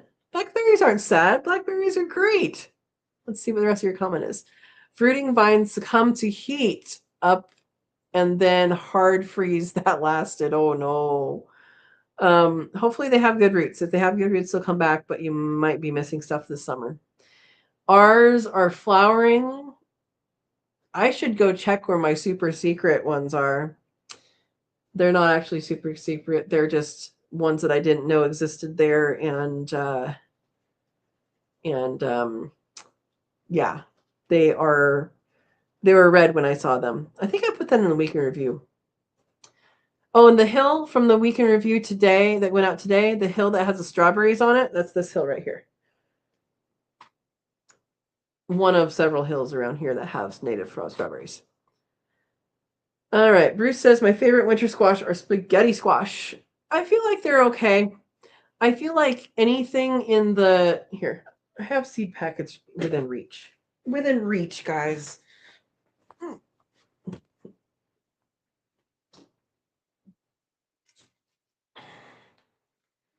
It was staring at me. So Blue Hubbard is an awesome, awesome variety. And I have a feeling that any winter squash this color, it's like a blue-gray, is wonderful. Because all the ones that I've had that are that color are wonderful. So, yeah, this is Blue Hubbard. 15 to 40 pounds. Yeah. Has sweet, fine grain, golden flesh, great for baking, pies, and soup. And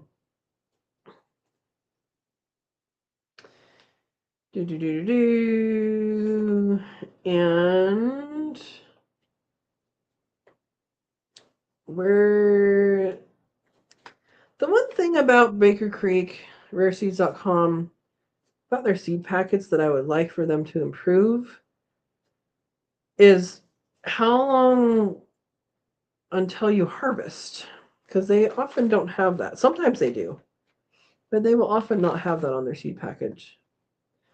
Anyway, my first introduction to like this kind of squash, like that color squash, was up at the or down at the it was up north when I was down south. The Heirloom Expo. There was a food truck there, and she was able to use the squashes from the expo hall, which is pretty cool. And she made a curry out of the Jardal squash, which is the same color as this, and it was fantastic, fantastic. So that's when I fell in love with those squashes. Which, yeah, there we go.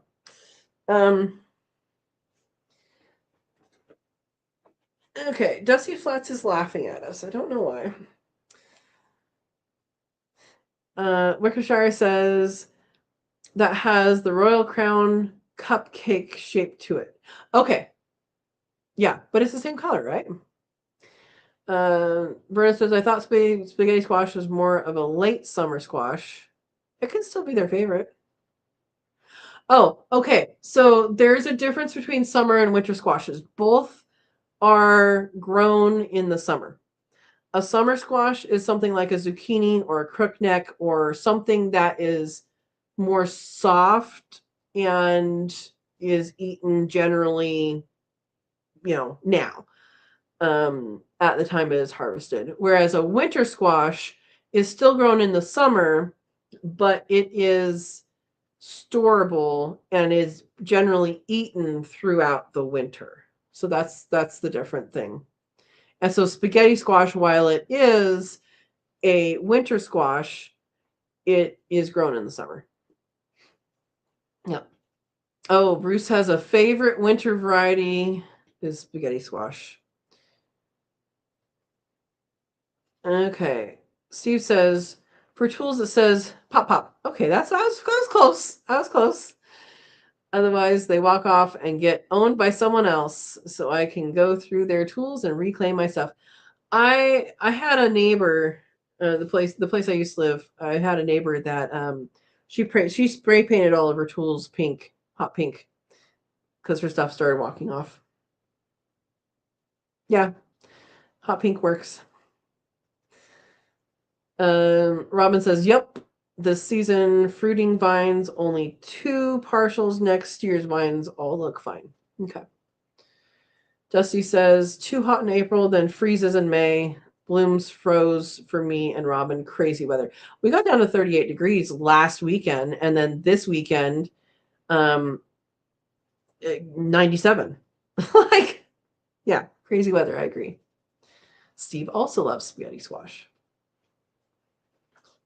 Wicked says, spaghetti squash we grow, flavor, bleh. Needs help when cooking it. Anything, salt, sugar, honey, and red sauce, something. I like delicata. Delicata is good. You can eat you can cook it with the rind as well. It's a little nutty. Not crazy nutty. Nutty flavor. Adam says, my cherry blooms are the only ones that survived with our late freeze. They ripened early this year, and the birds got them, so no for us on our trees. That's so sad. I feel you. I have a story about that too. Verna says, I don't like squash with spaghetti sauce on it. You don't have to put spaghetti sauce on it. It's called spaghetti squash because when you cook it, when you take a fork and you pick it out, it looks like spaghetti. Yeah. Steve says that squash on the packet looks like my squash that I throw out after it's stored too long. Oh, yep.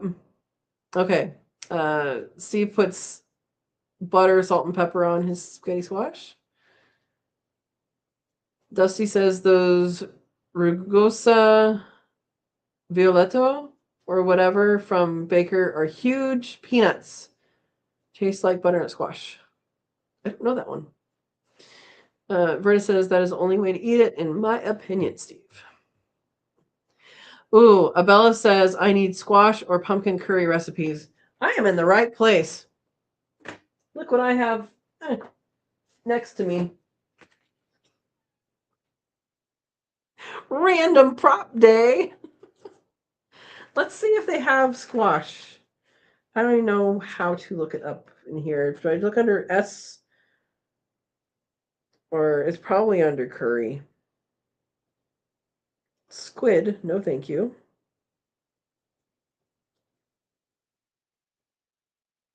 So, no squash. It's probably under curry, though.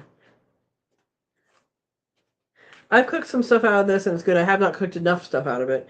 I need to grow a lot of the really interesting things in here. Like I used to grow curry leaf tree in California, and I will again. I just need a better, I need it's a covered area. Okay. Curry.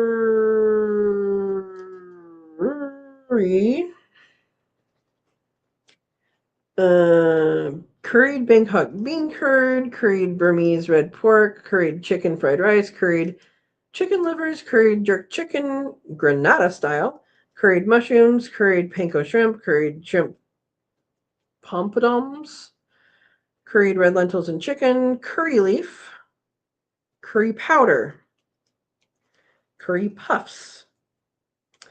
Yeah. Oh, and then the different kinds of curry is not under curry. Awesome. I'm just looking because the next thing is D, and there is Dahanka chicken curry. And I would think that would be under curry, but it's not. Let's go to page 104 and see if there's a curry section. I don't know if this is helping you or not, but it's refamiliarizing myself with this. Oh, look what I used as a bookmark. That's not a gardener at all. Those are runner beans that I didn't like. Oh, apparently the Pentag red curry is good because I wrote good in it. So there's a whole curry section in here. It's a curry book. Yeah, there's a lot of stuff in here. I made a pineapple. Which one did I make? The pineapple one is really good. think with a pineapple chicken curry, it took forever to chop up everything.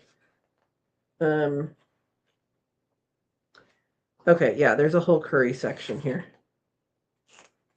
Anyway, the Big Book of Curries, 365 mouth-watering recipes from around the world. I haven't done very many recipes out of this, but the ones I have done have been excellent.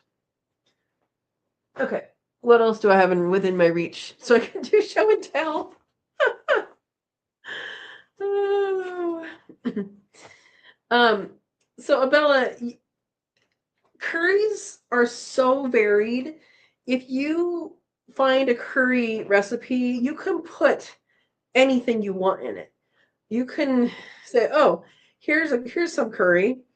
Let's make that." And then you can put whatever you want in it. Yeah. Okay. Britta had Indian food today. A long time since I have had that. Probably since the last time we made it on the Cook With Me Live. I have not had Indian food out in a very long time.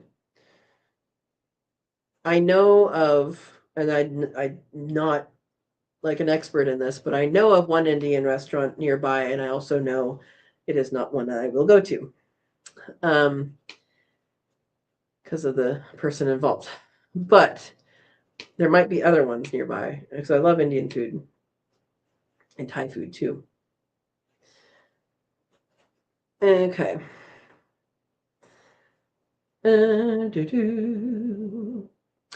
Wickershire says no one. What? No one used the bathroom for 2 hours at Vay's house. That doesn't always happen. At least not me. Robin says, "Oh, seriously, I love spaghetti sauce on all zucchini. I love to make zucchini boats with meatballs or meat sauce from sauce and mozzarella." You can add zucchini to your spaghetti sauce too. You can shred it in or cube it up and all that. Yeah. And Verna says, "Oh, yuck, Robin." Pumpkin is a winter squash. It is. Basically, any of the squashes that are hard on the outside and last into the winter is a winter squash. Unless it's a gourd, then it's a gourd. Wickershire says, "Sign me up, Robin." Verna says, "No gas here, but my daughter and grandkids." Oh, had more of it? Oh. Abella says, "I need more savory winter squash recipes because I love growing them, but get tired of pies and sweetbreads. Plus, my family is meh about squash soup. I'm thinking of other possibilities." So I'm kind of in the same boat. There's such great things to have, and to grow, and you can grow a lot of them. You can do anything soups and stews. You can do.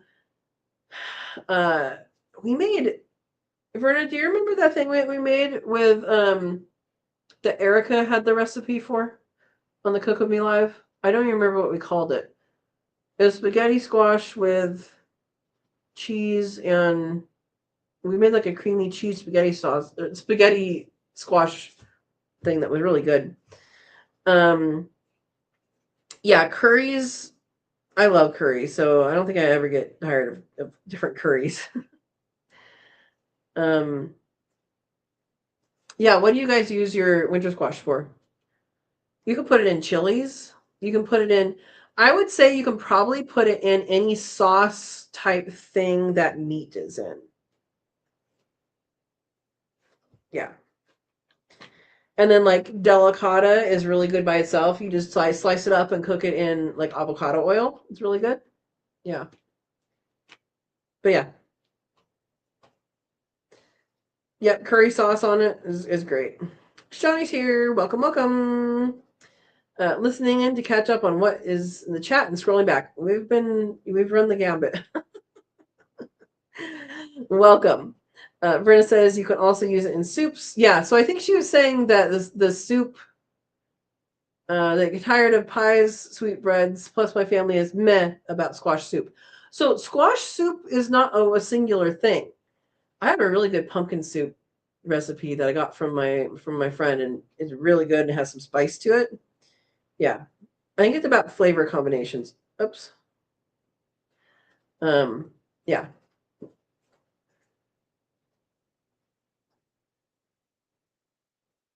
She's here to get her. Oh my gosh. Robin says, I'll make it into a casserole too, and we eat on that for a few days. Can add other garden stuff like onions, garlic, chard leaves. Hard to mess it up. You know what? You can put anything in a quiche. I'm just putting it out there. Um, in some way or fashion. Yep. Oh, people needed you, Shawnee. That's good. Wicker Shari says, nummy. Only 365 curry recipes, just a few. Yeah. Yep. One recipe a day for a year. Yep. I'm not going to cook my way through it like the Julia. Was it Julia and Julia where someone cooked through Julia Child's cookbook? Yeah. Yep. All right.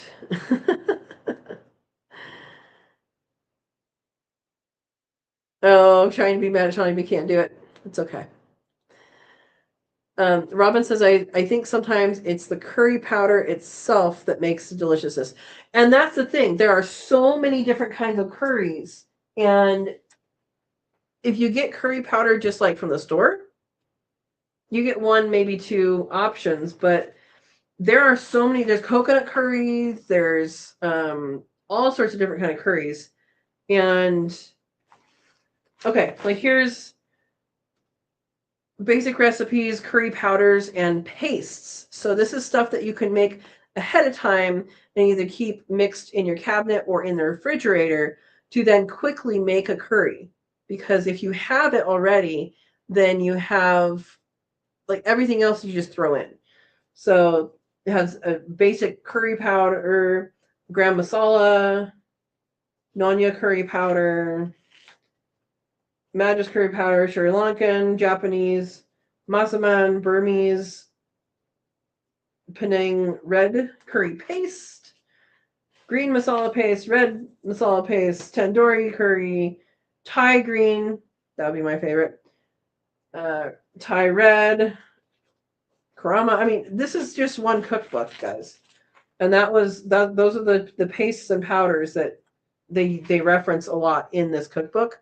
So like in this cookbook, they'll have like, oh, and we're making this kind of thing, and here's your ingredient, and then they'll reference back to what's in here. So like, in some of these things, you need certain specialty, ingredients like curry leaf, but there's some that don't have, specialty stuff, and if you do it dried stuff, that's okay.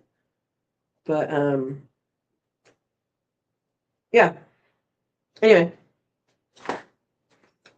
good cookbook, and there's other cookbooks too. But yeah.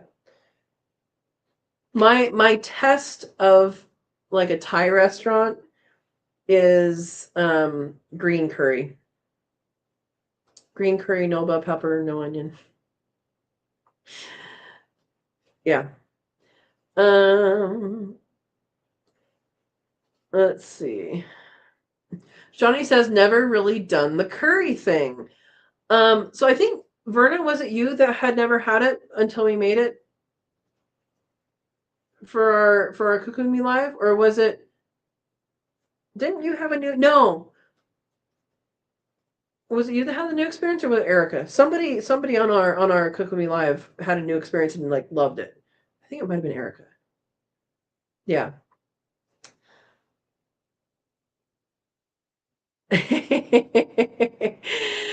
Shawnee, we were talking about labels, but labels in the garden. She says, I'm going to warm up some food. I thought a frozen bag of something, no label. One time I made spaghetti because I thought I pulled spaghetti sauce out of the freezer, when in fact, after my spaghetti was cooked and I was ready to put the thawed something sauce on, I discovered it was chili. So then I had chili spaghetti, and it was fine. Dusty says, love curry powder. Great with chicken also. Yep. And Worcestershire says, goes in like curry, comes out like curry. What? Never forget what you ate. You need to chew better. Oh my goodness. Oh my gosh, Verna. Wickershire says, all my frozen meat has no labels. This way the kids will eat it. Could be rabbit, goat, lamb, deer, cow, pig. It's something. That's funny. Mystery freezer food. Love it. Note to write notes. Yeah, you could also just make a soup or make a chili. Makes it good. It's chili. My mystery bag from freezer. Yay. There you go. We're talking chili. All right. Wickershire approves. Robin says, now drinking the chocolate mint tea. I love chocolate mint. I miss it because I used to have it in my old place. Drinking chocolate mint tea I made earlier, cold. Still not impressed. Not really getting any mintiness at all. Just a little vague chocolate. That is opposite of what people usually say. It's chocolate mint, like the type of mint is chocolate mint. See, I never got like the actual chocolate. I think the chocolate is because of the color of the stem mostly, and you like get a faint taste of it, just because it's in the name. Yeah, I don't know what to say about that. Try it again. It should be minty. Did you steep it cold or did you steep it warm? Wickershire says, big fan of turkey chili, probably because we eat chicken 300 days a year. Yeah, I think we got that figured out fast. There you go. What am I doing wrong since you love it? Hot. I make it hot and then drink it hot. One of my favorite teas to make is chocolate mint, lemon balm, or lemon verbena, and hot and spicy oregano all together. Cut it up. Oh, did you not crumple it or cut it? If it's fresh, you need to either crumple it up really well or cut it fine, because what you want is the oils to get out. So if you just put leaves in some water, you're not getting the full effect. It needs to break the leaf. Yeah. Dusty says, my husband wants me to label freezer stuff because he gives everything a special name, and I don't think he knows what he wrote. Oh boy, how funny. You weren't in that one. Okay, it must have been Erica. Somebody had I think she had a new experience with curry and like, I love this. There's squash in this chili, Shawnee says. Yep. We just talked about putting squash in chili. No clue. Our cutting is fantastic. Yeah. Yeah. Verna says, I treat my winter squash like I do sweet potatoes. Yeah. Steve says we put squash in our spaghetti sauce on spaghetti. That makes sense. Wickershire says our 1.5 liter Simply Gourmet airtight containers fill up fast with herbs. There you go. Apple mint is divine. That sounds good. Have 3 other mints I bought to grow, so we'll see. Here's a question. Are you sure you are sampling the right mint? Chocolate mint is a relative of peppermint. So it should be peppermint-y with a slightly different taste. Yeah. Robin says, the one I currently like is a curry mix powder from World Mart. Good to know your sources. Dusty says, just to be clear, there is curry powder and the curry dishes in Indian cuisine that is spicy. You can make them spicy or not spicy. It depends what you put in it. Yeah.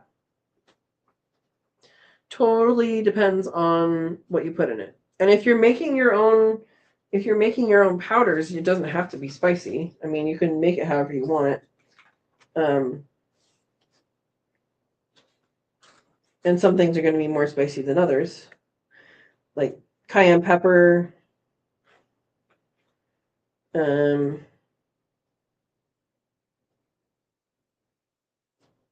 It's going to be based on your peppers. I'm just looking at a few of these and see if there's anything else that it might be. Ginger also has some spice, especially if you have it raw. But yeah, it's going to be your pepper.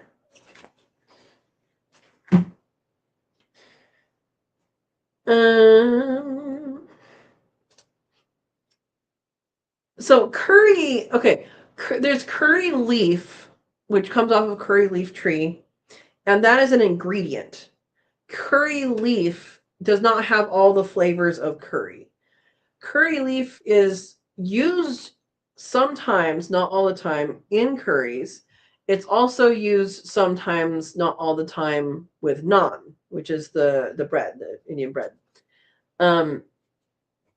Curry, the spice, is a mix. It's a mixture. So it's a mixture of a whole bunch of seasonings put together, ready for use. So curry is not necessarily one flavor. It's multiple flavors, multiple spices in one prepackaged thing. So think of it like a pancake mix, right? So you can make pancakes by putting together all the ingredients every single time, or you can buy or pre-make a pancake mix that you use, one scoop of this and add whatever, and you can use it that way, but there's more than one thing in that pancake mix. So curry is very similar in that it has a lot of ingredients in it already. Yeah. Okay. Verna says, "Oh, Katrina, depending on when your next Cook With Me live is, I might be able to actually cook with you." Yay! Okay, for those that are looking at Cook With Me live, that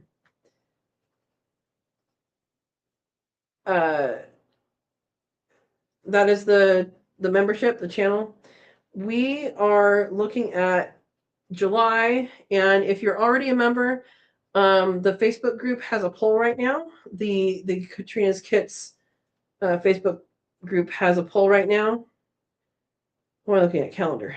And we have a voting. We're going to do Sunday unless Sunday doesn't work for people. The 12th, the 19th, and 26th, we're doing voting on that. So far, people don't have a preference. So that'll be whatever, whatever you want to do. If you want to do that there. And we are making chocolate peppered pretzels.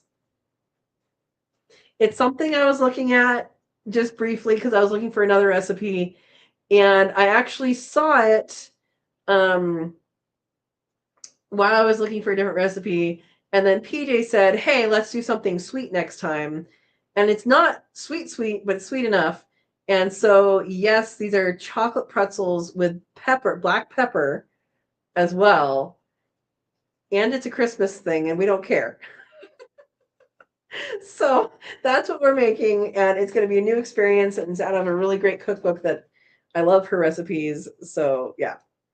Verna says, "I've always loved Indian food as well as Greek, Mexican, almost any type of food." Yep.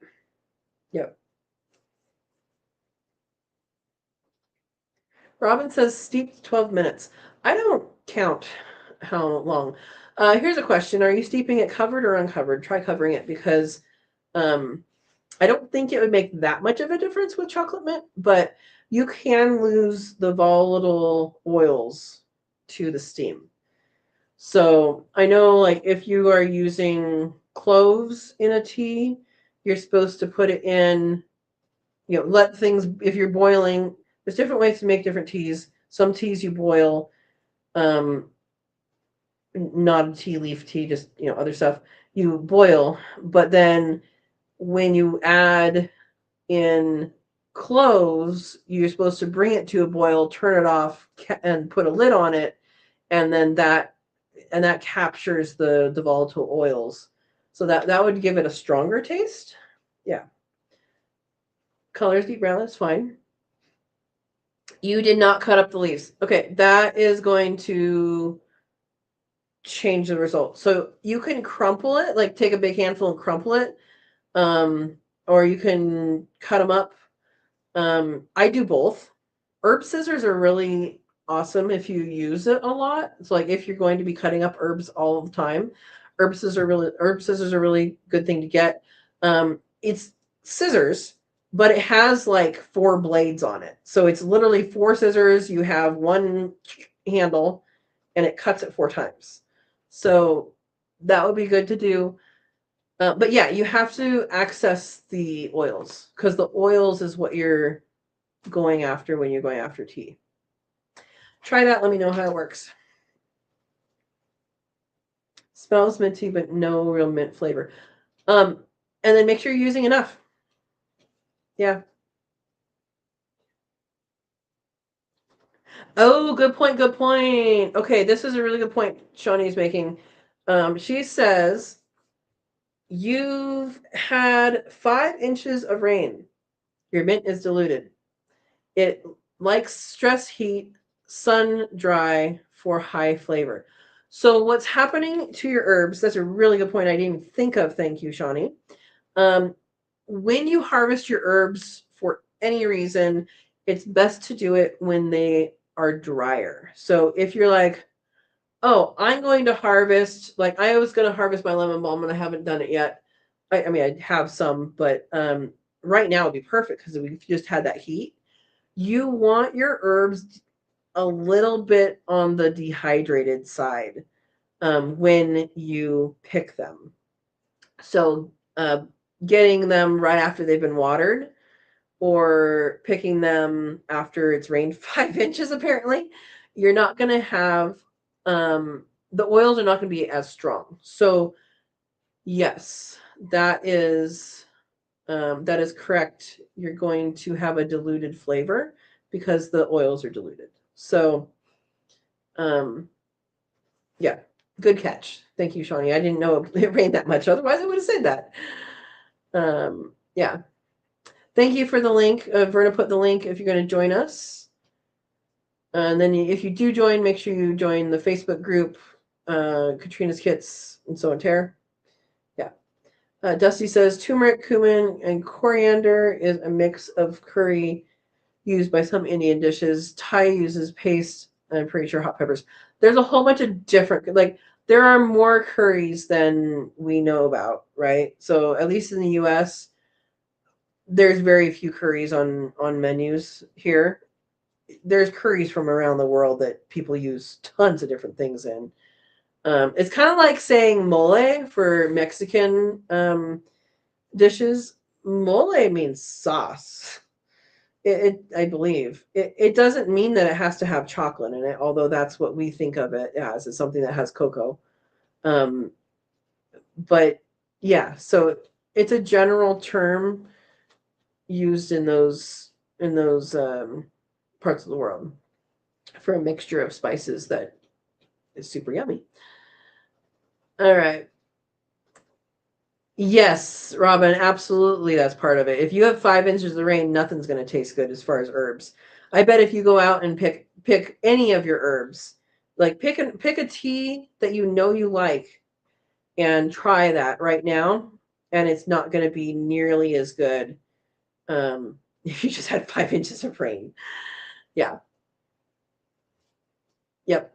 And yeah, cover it, and there you go. Dusty says, I think I read to cut herbs in the morning. Depends on, like, if you water early in the morning, then no, or get up before you water. But yeah, you're going to look at where it is in the day based on where your moisture level is. And also, like, so depending on how hot it is and depending on where you are and what's happening and humidity and all that stuff, there are things in the leaves called stomata, and those are basically like holes in the leaf that open up to breathe. It transpires. So when transpiration happens, there's basically evaporation happening from the leaf, and so the leaves give off not only oxygen in that release, but also moisture. So you might have to, you're going to have to look at your own system and humidity and when your heat is happening and when you're watering and all that. So yeah, there you go. Yeah, and Verna says depends on the herbs. Yep. Dusty says there are dishes called curries, but use no curry powder. Not sure if spelled the name. Yeah. So yeah, and it is a curry powder. It's just you're not using it. You're putting in the ingredients of the curry.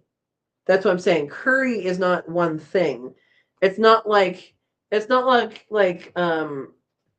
so allspice is a particular spice. It's not like all the spices. Allspice is one singular plant that's being used. Cloves is one singular thing being used. Cinnamon is one singular thing being used.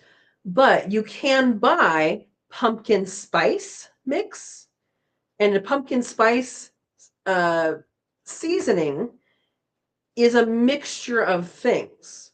It's like that. So curry is a mixture of things. So you don't have to use curry powder if you are using all of the things that would make curry powder. So you're just using the ingredients of curry powder in it instead of it calling for curry powder. That's what's happening. Yeah. Shawnee says flowers, leaves, roots, bark, stem, seeds have different harvest windows of morning after dew has dried versus afternoon sun times. So I do feel mint has its own category. Yeah. Yeah. And like when I harvest, so I like to eat the blossoms of squashes, and particularly the male blossoms because they only open for a day. I collect them in the afternoon after they've done their job. There's no reason for me to collect them in the morning, unless there are no female blossoms open. But they also have more pollen then, so they have more flavor once the pollen part opens and all that. Yeah.